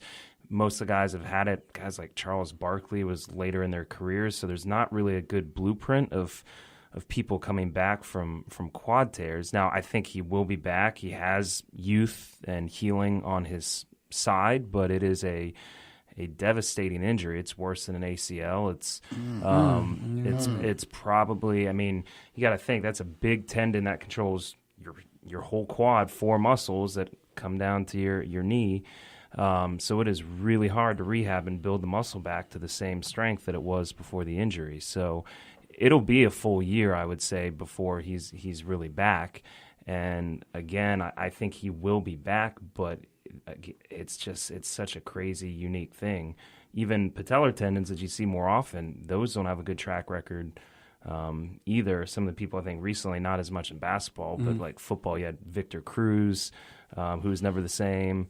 You had Francois, the Florida State quarterback, most recently, who, maybe not as mobile, throwing the ball more, but it's any kind of extensor in the front of the knee injury, whether it's quad, patellar tendon, it's a bad injury to come back from. To hear that worse than an ACL, like that instantly makes you just think about it differently, right? Yeah, when you first hear, you're like, okay, quad, he'll be back. But then when you hear worse than an ACL, you're like, oh. Yeah, that's like. Oh, worse than an ACL. Because ACL, Achilles, you're like, worse injury.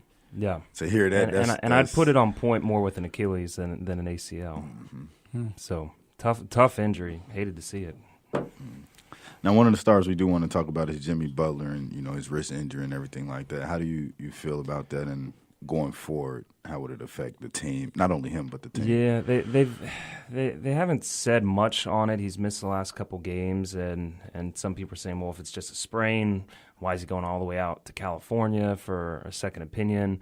I'm assuming he's seeing the guys at Curl and Joe who see a lot of the pro athletes out there in L.A., but they're going out on a West Coast trip anyway, so that's kind of people are saying, well, they're going to be out west, and most are still predicting that he's going to rejoin the team at some point during that 4-game road trip. So they're making it out to seem more precautionary, just kind of being subtle.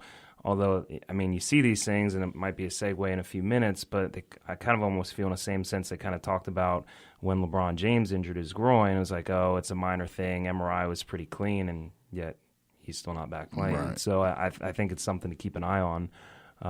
But right now they're kind of minimizing the severity of it.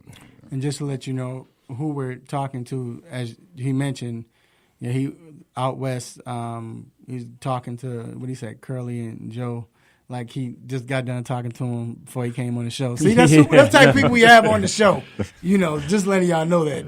But anyway, and you're right, it was a great segue because when is this man LeBron James coming back? Like, I mean, do you think it's more if they just want to make sure he's 100%, like, or is it just? I mean, I think so. I think the last time I was on 2 weeks ago, we were expecting he was day to day. He was going to be back anytime, and yet here we are. He still hasn't played. So, I mean, I think LeBron James obviously gets treated differently, and certainly if you're going to be cautious with anyone, it's going to be him. But this is the longest stretch he's missed now in his career with an injury. I guess some of the stuff I've said is, they're allowing some of the younger guys to run a little bit more and just give them a chance to play and just not rush him back. I think if it was playoffs or something like that he would probably potentially be out there at this point, but they're just trying to look for the long haul. So I would imagine he's going to be back in the next week or so, but again, we thought that 2 weeks ago, and we're still here. And we're, 2 weeks away from the All-Star, 3 weeks away from the All-Star game? Now, roughly. If he pulls... I think that's what's going to happen. Yeah, if he pulls a Penny Hardaway, I don't know if y'all remember Penny Hardaway. I think LeBron plays after that, but remember, was it 94, 95, one of those, and he was and he played, and he was out for the whole first part of the season. I think he only played 15 games, something like that. And then when the All-Star came, he was voted starter, and he played in the starting the All-Star game. And then after the All-Star game, he only played 10 games after that. It's like. Yeah. So, but I doubt LeBron is going to sit out the second half of the season. So, like you said, it might just be waiting. Yeah, I think it's precautionary. Again, from what they said on the MRI scan, there was no major damage, but certainly they don't want to rush him back and have this be something that lingers. It's just we all expected him to be back sooner. So right, and that's what it is, right? He's in his 15th, 16th year. It's a growing injury. You can rest him now or put him in too early, and then becomes a worse injury than it was initially. I think that's one of the bigger things. Now, about Duke's point guard, Trey Jones. He's been out for a few games with a shoulder injury. How soon do you think he can return? Yeah, so they're saying he's probable for today. Kind of when it first happened, it looked really bad. You thought maybe fractured clavicle, the way he was kind of holding his arm. Fortunately, it was just a AC separation or sprain, and a low-grade one from my contacts at Duke. Which I do still have. So he's apparently, you can read the reports, and even Coach K is saying he's doing better and better. He probably could even played this past week, but again, they're just trying to be smart. So I'd probably look for him to potentially play today. For some reason not by the next game on Monday against Notre Dame, but I think everyone loves to talk about Zion, obviously, and R.J. Barrett, who might even be the better NBA player one day, but their offense really goes through Trey Jones, not only with handling the ball, but the pressure defense he applies at the point. So they definitely need him back and healthy to make a run, no matter how much talent they have on the team. I kind of want to ask a small question, kind of off, not really off topic, but with all the NBA players, as much as they rest them, we see Kawhi getting rested a lot, even though he's not really injured, right? The impact of old school games where everybody played 82 games, things like that. Do you think it's because of the way the NBA has changed and the players and how does it compare to the rest that they do now as opposed that they did back in the day? Yeah, you're saying at the NBA level. Yeah. I think it's just our knowledge of injuries and body parts and healing is so much better that people just have more foresight now to try to preserve players, be smart, and extend careers longer, whereas, back before, you didn't have the science, you didn't have the data or the research, you were just, out there, and if you weren't playing, you were kind of looked at as, being soft. So I think the whole culture has changed as medicine has advanced. We have all these new treatment modalities and things, and cryotherapy and stem cells and everything under the sun to try to keep the body going longer. And so I think it's kind of just the world we're going to live in going forward. So real quick, that was very interesting that you asked that, because like you answered, because you know how the body heals and everything. But do you think with a Michael Jordan, those type of players yesteryear, do you think that they would allow that, though? They would want to? Yeah. How could they? Because I understand. Yeah. But you talking about Warriors who play hurt, which, like you said, now it extends your career, which it might change now. Think about it, because more money's involved now. Where back then, you played for the money. You got good money back then. Of course, that was great money back then. But it was more of still I wanted to win. It was a championship. Of course. So yeah, no, it was a different era. I can't see any of those guys, certainly at the time, even with that knowledge, wanting to sit, whether it be Jordan, Pippen, Bird, Magic, those guys on the Pistons. I mean, there's no way they'd be sitting if they couldn't be out there. Yeah. So I think, again, it's just the overall mindset and the culture of the league today. So, well, all right. There we have it. My man, Dr. Donald Fowler, the third. The third, yeah, from the orthopedic from Ortho Atlanta. Make sure you follow them. And I think the intellectual was saying that he knows someone that's going up there now, has a torn ACL, and so doing good. The work is excellent. The training, the rehab is working. Yeah, we appreciate that. Thank you. Definitely. Right. So and he didn't pay us to say that. So, but anyway, we're going to take a quick break, and we will be right back.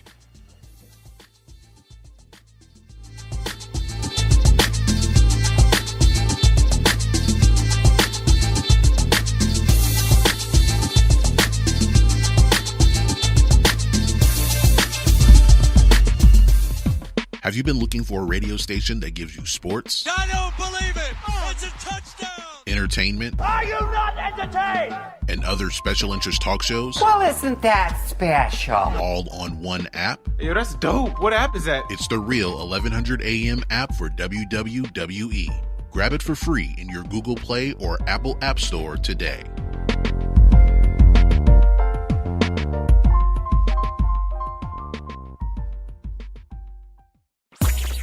What's good, family?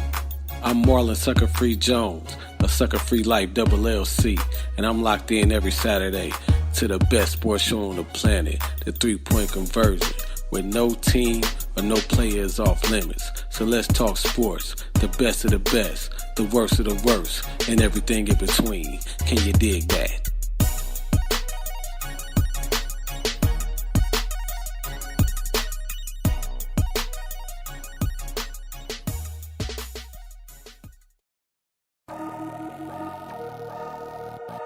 It's time to get in the mind of Mr. Controversy and the Intellectual with What's on My Mind.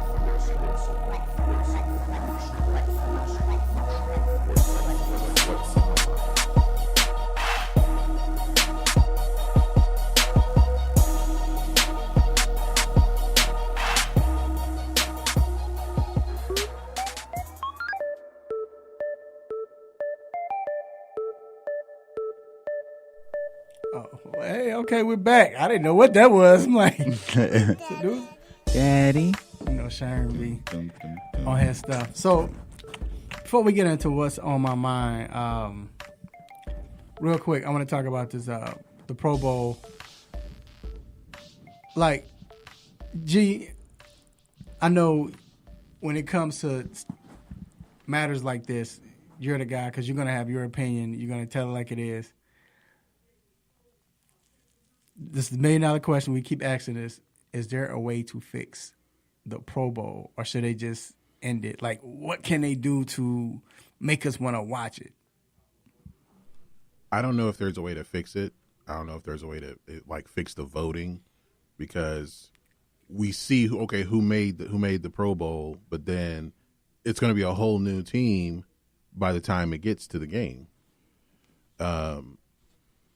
I think because of injuries, and even though it's an exhibition game, they tried to make all these rules, like you can't blitz, you can only run a 4-3, you can tackle the quarterback, but you can't tackle him, but you can't tackle, which is coming to like the actual game. So. I mean, like I said before, it's like trying to make a cigarette safer. Right. So it's going to be hard to fix it, because I know and we're not sure if fans even want to see it, because I do feel like fans will watch any football. You'll watch the Pro Bowl, or you'll watch McDonald's Tech versus Walmart University. Right. But people will watch any football, so it's hard to fix it to where it's good for the fan. It's good football, but it's an exhibition game. It doesn't mean anything. So I'm with him too, right? And like the crazy part though, right, is like you still hear the NFL players saying that this is something they dream about, right? So you hate to take away them having the opportunity to be on the Pro Bowl team, and then to take the game away, right? You can say, well, we'll name them and they'll get the recognition to still be in the Pro Bowl or whatever. But then you think about the alternates, the people that make the team because of the alternates, because they still get to be able to say that they made the Pro Bowl, right? So how do you fix it? I don't think that you can, because if you're playing, first off, I think a big problem is that you're playing it before the Super Bowl. So even if anybody is in the Super Bowl, they're not playing it. There's no way it's happening, right? So I think that could be one thing, right, to move it to after the Super Bowl. But if you just make it a game, who wants to risk getting injured for the entire next season because I'm playing in the Pro Bowl? And that's the nature of the beast of playing football. Any one game could change everything. And it was about to be what's on my mind. Just because of that, and well, I guess it's going to be because, like I said, it's a lot to that. And so, before I go ahead, this segment, "What's on My Mind," is brought to you by Sucker Free Life LLC. Make sure you live your truth for the world to see, because everyone can be sucker free. Follow Sucker. Make sure you purchase your apparel today on Facebook.com/Sucker Free Life LLC. That's SUCKA. And so this is what's on my mind, is exactly the Pro Bowl. And they hit on some key points. I just remember, and I always go back to, and I hate that, but I'm saying because we're talking about now because of change. But I remember as a little kid, and like G said, I used to always, everybody wanted to watch football, especially and they had it at the end of the Super Bowls, after the Super Bowl. So that was your last chance, which I thought worked, because like it was your last chance to watch football. Hey, I'm watching it. But at the same time, G hit on another point. All the stars played. I remember watching Barry Sanders play. Yep. I remember Marshall Faulk's rookie year playing, and I remember when he ran for like 130-something yards, something like that, and everybody was like, oh, this kid is for real. They were tackling then. Even plays like Sean Taylor hitting the punter, things like that. It was, but listen to what I'm saying. Sean Taylor, Barry Sanders, Marshall Faulk. I'm mentioning these guys, and think about it. This is the same guy, Barry Sanders, who you couldn't tackle in practice, or you was getting kicked off the team, like literally. But he played in the Pro Bowl. I understand that you don't want to get hurt. I get it. So how can they change it? Another thing is, like I said, the names I'm saying, like right now, I think I don't know if it was me and G had this conversation one time, but we were talking about if Trubisky, he's an alternate, so he gets in the Pro Bowl. Like, he shouldn't get credit for being a Pro Bowler, because you're the third alternate. I mean, it's getting to the point now, like, it's not people being, I'm not playing because I'm hurt. Muzz is like, I don't want to go. Do you think it has something to do with Hawaii not being involved? Because they tried, remember, they tried and talked. This was going on before they even switched it to Orlando. True, but before then. That's big though. But it's gotten worse though. Players will still go. And, one Hawaii. And right. And now it's like you have players. It's like, nah, I'm good. Like, I mean, instantly, as soon as they get named after the season's over with, I'm not going to the Pro Bowl. I'm not playing the Pro Bowl. I don't want to play. Now you got alternates saying, I don't want to play.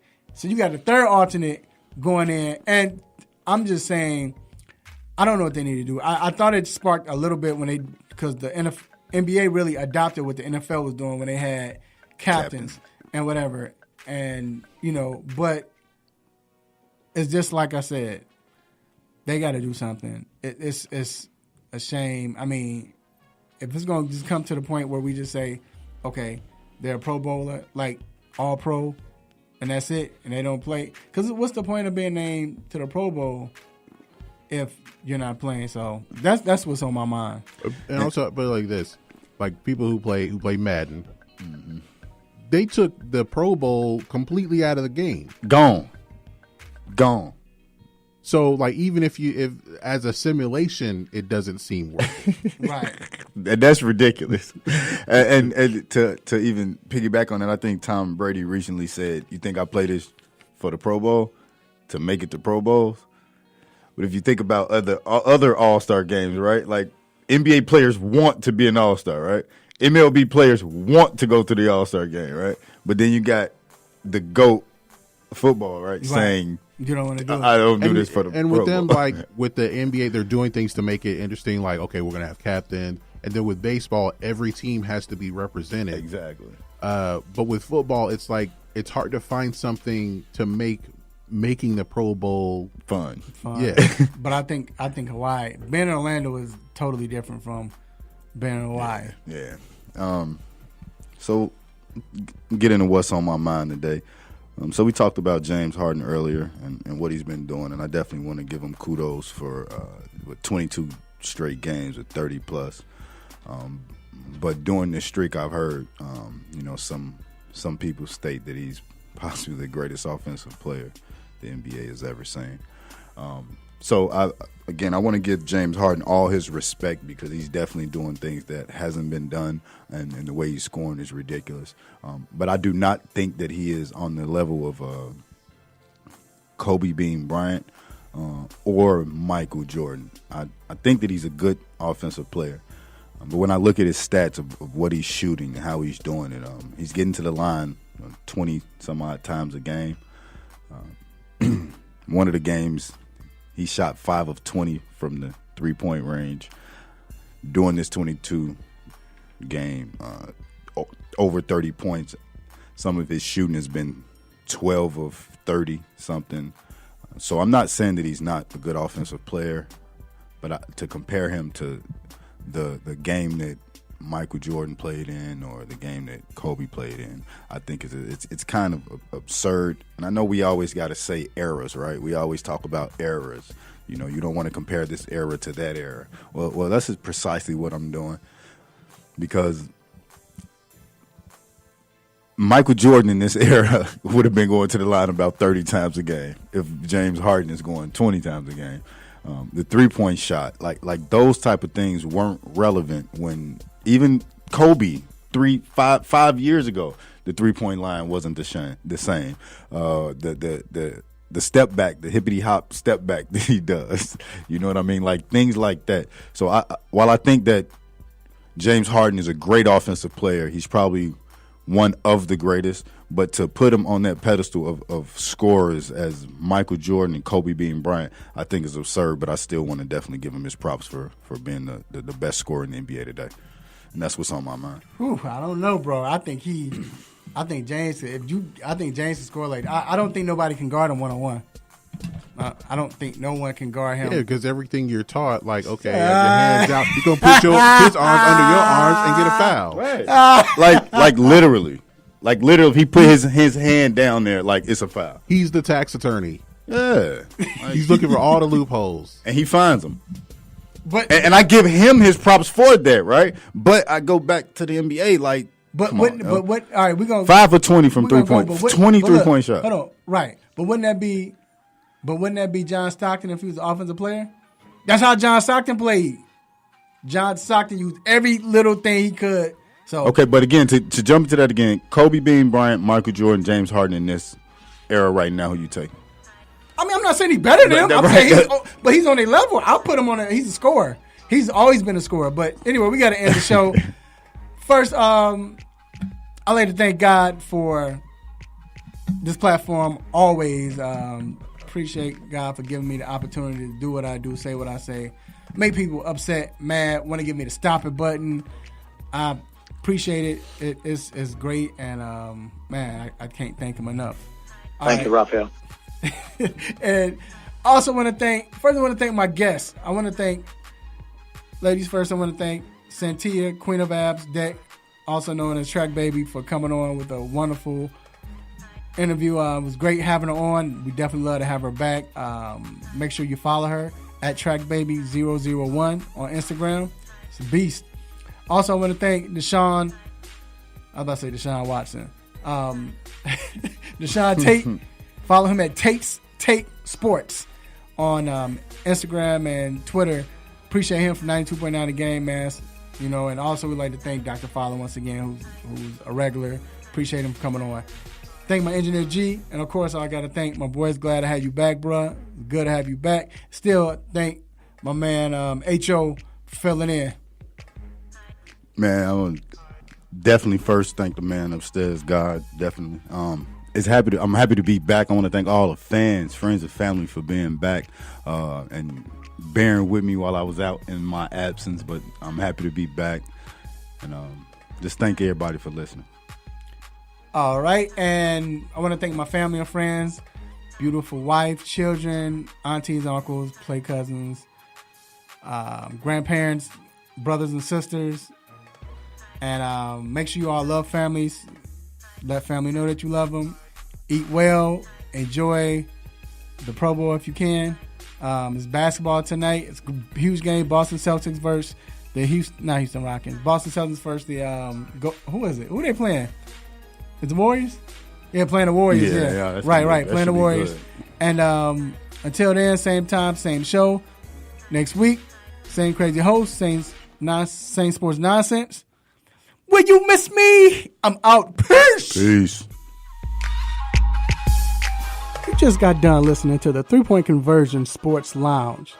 Be sure to follow us on our Instagram, Twitter, and Facebook accounts at the 3-Point Conversion. And also make sure you check out our website, the3pointconversion.com. Be sure to follow us live and listen every Saturday morning at 10 a.m. Eastern.